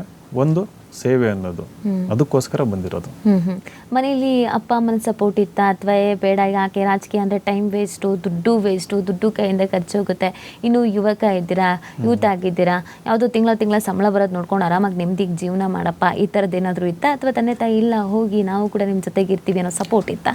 ಇಲ್ಲ, ಹೆಂಡ್ತಿನೂ ಅಪೋಸ್ ಮಾಡಿಲ್ಲ, ತಂದೆ ತಾಯಿನೂ ಅಪೋಸ್ ಮಾಡಿಲ್ಲ. ಅವ್ರಿಗೆ ನನ್ನ ಮೇಲೆ ಕಾನ್ಫಿಡೆನ್ಸ್ ಬಂದ್ಬಿಟ್ಟಿದೆ ಇವಾಗ. ಯಾಕಂದ್ರೆ 0 ಇಂದ ಶುರು ಆಗಿದ್ದು ಲೈಫು, ಬಡತನದಿಂದ ಶುರು ಆಗಿದ್ದು. ಅವರಿಗೆ ಮೊದಲನೇ ಕಾರ್ ತಂದು ಕೊಟ್ಟಿದ್ದು ನಾನು, ಮೊದಲನೇ ಮನೆ ಕಟ್ಸಿದ್ದು ನಾನು, ಅವರಿಗೆ ಮೊದಲನೇ ಹೊಲ ಕೊಡ್ಸಿದ್ದು ನಾನು, ತೋಟ ಅಂತಂದು. ಅವ್ರ ಕನಸುಗಳನ್ನ ನಾನು ಈಡೇರಿಸ್ತಾ ಬಂದಿದ್ದೀನಿ. ಅವ್ರು ನೋಡಿದ್ದಾರೆ ನಂದು ಟ್ರಜೆಕ್ಟರಿ ಹೆಂಗಿದೆ ಲೈಫ್ ಅಂತಂದು. ಇಲ್ಲ ಇವನ್ನ ಅಂಡರ್ ಎಸ್ಟಿಮೇಟ್ ಮಾಡೋದು ಸರಿ ಇಲ್ಲ, ಇಲ್ಲೂ ಏನಾದರೂ ಮಾಡ್ತಾನೆ ಅಂತ ನಂಬಿಕೆ ಇತ್ತು ಅವರಿಗೆ. ಸೊ ಗೋ ಅಹೆಡ್ ಅಂತ ಕೊಟ್ಟರು. ಚೆನ್ನಾಗಿ ನಡೀತಾ ಇದೆ ಸೋ ಫಾರ್. ಓಕೆ. ಈಗ ಪೊಲಿಟಿಕಲ್ ಅಂತ ಬಂದಾಗ ಗ್ರಾಮೀಣ ಭಾಗದಲ್ಲಿ ನಾವು ಒಂದು ಎಂಟರ್ ಆಗ್ತೀವಿ ಅಂತಂದರೆ ಯೂಶಲಿ ನಾವೆಲ್ಲ ಏನು ಅಂದ್ಕೊಳ್ತೀವಿ, ಅಲ್ಲಿನ ನಾಯಕರುಗಳಾಗಿರ್ಬೋದು ಅಥವಾ ಹೈಕಮಾಂಡ್ ಲೆವೆಲ್ನ ನಾಯಕರುಗಳಾಗಿರ್ಬೋದು, ಯಾರ್ಯಾರ ಜೊತೆಗೆ ನಾವು ಚೆನ್ನಾಗಿರಬೇಕು, ಇಲ್ಲ ಅಂತಂದರೆ ನಮಗೆ ಕಷ್ಟ ಆಗುತ್ತೆ, ಅಥವಾ ನಮ್ಮನ್ನು ಪುಷ್ ಮಾಡೋಕ್ಕೆ ಯಾರಾದರೂ ಒಬ್ಬರು ಬೇಕು, ಅಥವಾ ಆ ನಾಯಕನಿಂದ ನಾನು ತುಂಬ ಇನ್ಸ್ಪೈರ್ ಆಗಿದ್ದೀನಿ, ಈ ಥರನೂ ಕೂಡ ಅಂದ್ಕೊಳ್ತಾ ಇರ್ತೀವಿ. ಸೊ ನಮ್ಮ ಸಪೋರ್ಟಿಗೆ ಅಂತ ಯಾರೂ ಇಲ್ಲದೆ ಇದ್ದಾಗ್ಲೂ ನಮ್ಮನ್ನು ನಾವು ಗಟ್ಟಿ ಮಾಡ್ಕೊಳ್ಬೇಕಾಗತ್ತೆ, ನಮಗೊಂದು ಅಸ್ತಿತ್ವವನ್ನು ಕಂಡುಕೊಳ್ಬೇಕಾಗತ್ತೆ. ಸೊ ನಿಮಗೂ ಕೂಡ ರಾಜಕೀಯ ಎಂಟರ್ ಅಂತ ಆದಾಗ ಆ ಅಸ್ತಿತ್ವವನ್ನು ಕಟ್ಕೊಳ್ಳೋದಕ್ಕೆ ಜನರ ಸಪೋರ್ಟ್ ಇತ್ತು, ಅಥವಾ ನೀವೇ ಬಹಳ ಗಟ್ಟಿ ಆಗಿದ್ರು, ಅಥವಾ ಹೇಗೆ ಅಂತ? ನಾನು ದಾವಣಗೆರೆ ರಾಜಕಾರಣಕ್ಕೆ ಇನ್ ಜನರಲ್ ರಾಜಕೀಯಕ್ಕೆ ಎಂಟ್ರಿ ಕೊಟ್ಟಾಗ ಯಾವ ಸಪೋರ್ಟು ಇರಲಿಲ್ಲ. ನನ್ನ ಸ್ಟೂಡೆಂಟ್ಸ್ ಇದ್ದಾರೆ, ಥ್ರೂಔಟ್ ಕರ್ನಾಟಕ ಇದ್ದಾರೆ, ಥ್ರೂಔಟ್ ಇಂಡಿಯಾನೂ ಇದ್ದಾರೆ. ನಮ್ಮದು IAS coaching centre all over India branches ಇದೆ. ಬಟ್ ಅವರೆಲ್ಲ ನಾನ್ ಪೊಲಿಟಿಕಲ್. IAS ಪ್ರಿಪೇರ್ ಆಗೋರು ಪೊಲಿಟಿಕ್ಸಲ್ಲಿ ಇಂಟ್ರೆಸ್ಟ್ ಇರ್ತದೆ ಓದೋದಕ್ಕೆ, ಬಟ್ ಎಂಟ್ರಿ ಮಾಡೋದಕ್ಕಿರಲ್ಲ. ಅವರಿಗೆ ನನ್ನ ಬಗ್ಗೆ ಗೊತ್ತಿತ್ತೇನೋ. ಬಟ್ ದಾವಣಗೆರೆ ಅಂತ ಎಂಟ್ರಿ ಕೊಟ್ಟಾಗ 0 ಸಪೋರ್ಟ್, ಅಂದರೆ ಯಾರಿಗೂ ಗೊತ್ತಿರಲಿಲ್ಲ. ಅವಾಗ ನನಗೆ ಒಬ್ಬರು ಒಂದು ಮಾತು ಹೇಳಿದರು, ನೀನು ರಾಜಕಾರಣದಲ್ಲಿ ಬೆಳಿಬೇಕು ಅಂತಂದ್ರೆ ಬಿ ಅಮಾಂಗ್ ದ ಪೀಪಲ್ ಅಂತ, ಎಸ್ಪೆಷಲಿ ಕಾಮನ್ ಪೀಪಲ್. ನಾಯಕರು ಸುತ್ತಾ ಇದ್ರೆ ನಾಲಾಯಕ ಆಗ್ಬಿಡ್ತೀಯ ನೀನು. ಜನಗಳ ಮಧ್ಯೆ ಸುತ್ತಾ ಇದ್ರೆ ಜನನಾಯಕ ಆಗೋ ಚಾನ್ಸಸ್ ಇರ್ತದೆ ಅಂತಂದು ನಾನು ಅದನ್ನ ತುಂಬಾ ಹಾರ್ಟಿಗೆ ಹಚ್ಕೊಂಡೆ, ಅದನ್ನ ಹೃದಯಕ್ಕೆ ಹಚ್ಕೊಂಡು ಫ್ರಮ್ ಡೇ 1 ಹಳ್ಳಿಗಳು ಪ್ರವಾಸ ಮಾಡಕ್ ಶುರು ಮಾಡಿದೆ. ಅಲ್ಲಿ ಹೋಗಿ ಸ್ಟಾರ್ಟಿಂಗು ಒಂಥರ ಏನಂತಾರೆ ಸ್ಕೆಪ್ಟಿಸಿಸಮ್ ಅಂತ ಹೇಳ್ತೀವಿ, ಆ ರೀತಿ ನೋಡ್ತಾ ಇದ್ರು. ಒಂದು ಅಂತರ ಮೇಂಟೈನ್ ಮಾಡ್ಕೊಂಡು ಜನಗಳು ನೋಡ್ತಾ ಇದ್ರು. ಯಾರೋ ಬಂದಿದ್ದಾರೆ ಬೆಂಗಳೂರಿಂದ, ಇಲ್ಲ ಬೆಂಗಳೂರಲ್ಲ ನಿಮ್ಮೂರೇ ದಾವಣಗೆರೆ ನಾನು ಬಂದಿರೋದು, ಎಲ್ಲರಂಗೆ ಬೆಂಗಳೂರಿಗೆ ಓದಕ್ಕೆ ಹೋಗಿ ಜೀವನ ಕಟ್ಕೊಂಡಿರೋದು, ಈಗ ವಾಪಸ್ ಮರಳಿ ಮಣ್ಣಿಗೆ ಬಂದಿದ್ದೀನಿ ಅಂತ ಹೇಳಿ ನನ್ನ ಹಿನ್ನೆಲೆ ಹೇಳಿದಾಗ, ನನ್ನ ವಿಚಾರಧಾರೆ ಹೇಳಿದಾಗ ನಮ್ಮ ಹೋಲ್ ಹಾರ್ಟೆಡ್ ಅಕ್ಸೆಪ್ಟೆನ್ಸ್ ಇತ್ತು ನನಗೆ. ಅವರು ಜನಗಳಿಂದ ಪ್ರೀತಿ ಮಾಡೋಕೆ ಶುರು ಮಾಡಿದ್ರು, ವಿಶ್ವಾಸ ಬೆಳೀತಾ ಹೋಯ್ತು. ನಾನು ಮತ್ತೆ 2ನೇ ಸರಿ 3ನೇ ಸರಿ ಹೋಗಕ್ಕೆ ಶುರು ಮಾಡಿದೆ. ಸೊ ಈ ರೀತಿ ಸುಮಾರು ಒಂದು 650 ಹಳ್ಳಿಗಳಿಗೆ ಭೇಟಿ ಕೊಟ್ಟಿದ್ದೀನಿ. 650 ಕಿಲೋಮೀಟರ್ ಪಾದಯಾತ್ರೆ ಮಾಡಿದೆ ರೀಸೆಂಟ್ಲಿ. ಅಲ್ಲಿ ಅದ್ರ ಮೂಲಕ ಒಂದು 275 ವಿಲೇಜಸ್, ಅದಕ್ಕಿಂತ ಮುಂಚೆ ಅರೌಂಡ್ 400 ವಿಲೇಜಸ್ ನಾನು ಭೇಟಿ ಕೊಟ್ಟಿದ್ದೆ. ಸೊ ಈಗ ಹಳ್ಳಿ ಜನಗಳೇ ಸಿಟಿ ಕಟ್ಟೋದು. ಅವರಿಲ್ಲ, ನಾನು ಹೇಳ್ತೀನಿ ಹಳ್ಳಿ ಜನಗಳು 1 ತಿಂಗಳು ಸಿಟಿ ಹೋಗೋದು ನಿಲ್ಲಿಸ್ಬಿಡ್ಲಿ, ಏನಾಗ್ತದೆ ಸಿಟಿಗೆ ಅಂತ. ಬೆಂಗಳೂರು ಇರ್ಬೋದು, ದಾವಣಗೆರೆ ಇರ್ಬೋದು, it will go extinct. City extinct 1 ತಿಂಗಳು ನಿಂತರೂ ಸಾಕು, ಎಲ್ಲ ಸ್ಟಾಪ್ ಮಾಡಿದರೆ. ಸೊ ಅದೇ ಜನ ಬಂದು ಹಳ್ಳಿನಲ್ಲಿ ಮಾತಾಡೋಂಥದ್ದು. ಸೊ ಹಾಗಾಗಿ ಹಳ್ಳಿ ಜನಗಳು ವಿಶ್ವಾಸ ಏನು ಸಿಕ್ತು, ಈಗ ಸ್ಲೋಲಿ ಸಿಟಿನಲ್ಲಿ ಕೂಡ ಜನಗಳು, ಯಾಕಂದರೆ ಎಲ್ಲ ಸಂಬಂಧಿಕರು ಹತ್ರ ಮಾತಾಡ್ತಾರೆ, ಹೋಟೆಲಿಗೆ ಹೋದ ಮಾತಾಡ್ತಾರೆ, ಅವರು ಕೂಡ ನನ್ನನ್ನು ಇಷ್ಟಪಡೋದಕ್ಕೆ ಶುರು ಮಾಡಿದ್ದಾರೆ. ಇದಕ್ಕೆ ಇಂಡಿಕೇಟರ್ ಏನಂತಂದರೆ ಪ್ರತಿಯೊಂದು ಗೃಹ ಪ್ರವೇಶ ಇರ್ಬೋದು, ಮದುವೆ ಇರ್ಬೋದು, ಫಂಕ್ಷನ್ಸ್ ಇರ್ಬೋದು, ತುಂಬ ಪ್ರೀತಿಯಿಂದ ಒತ್ತಾಯ ಮಾಡಿ ನೀವು ಬರಲೇಬೇಕಂತ ಕರೀತಾ ಇದ್ದಾರೆ. ಸೊ ಚೆನ್ನಾಗಿ ನಡೀತಾ ಇದೆ. ಓಕೆ, ವಿನಯ್ ಅವರ ದೃಷ್ಟಿಯಲ್ಲಿ ರಾಜಕೀಯ ಅಂದರೆ ತುಂಬ ಜನ ನಾವೇನು ಅನ್ಕೊಳ್ತೀವಿ, ಅಥವಾ ದೂರದಿಂದ ನೋಡೋರು ಅಥವಾ ರಾಜಕೀಯದಲ್ಲೇ ಇರೋರು, ರಾಜಕೀಯ ಅಂತಂದರೆ ಕಾಂಟ್ರವರ್ಸಿ ಅಂತ ಅನ್ಕೊಬಿಡ್ತೀವಿ, ರಾಜಕೀಯ ಅಂದರೆ ಭ್ರಷ್ಟಾಚಾರ ಅನ್ಕೊಬಿಡ್ತೀವಿ, ರಾಜಕೀಯ ಅಂದರೆ ವಂಶ ಪಾರಂಪರ್ಯವಾಗಿ ಬರ್ತಾ ಇದೆ ಅಂತ ಅನ್ಕೊಳ್ತೀವಿ, ರಾಜಕೀಯ ಅಂತಂದರೆ ಯಾರ ಮೇಲೆ ಒತ್ತಡ ಹೇರ್ತೀವಿ ಅಂತ ಅನ್ಕೊಳ್ತೀವಿ. ವಿನಯ್ ಅವರ ದೃಷ್ಟಿಯಲ್ಲಿ ರಾಜಕೀಯ ಅಂದರೆ? ಅದೇ ನನ್ನ ದೃಷ್ಟಿಯಲ್ಲಿ ರಾಜಕೀಯ ಅಂತಂದರೆ ಇಟ್ ಈಸ್ ಸಿನಾನಿಮ್ ಅಂತ ಹೇಳಿ, ಈಕ್ವಲ್ ಟು ಡೆವಲಪ್ಮೆಂಟ್ ಅಂತ, ಅಭಿವೃದ್ಧಿ. What is the end goal of politics ಅಂತಂದು.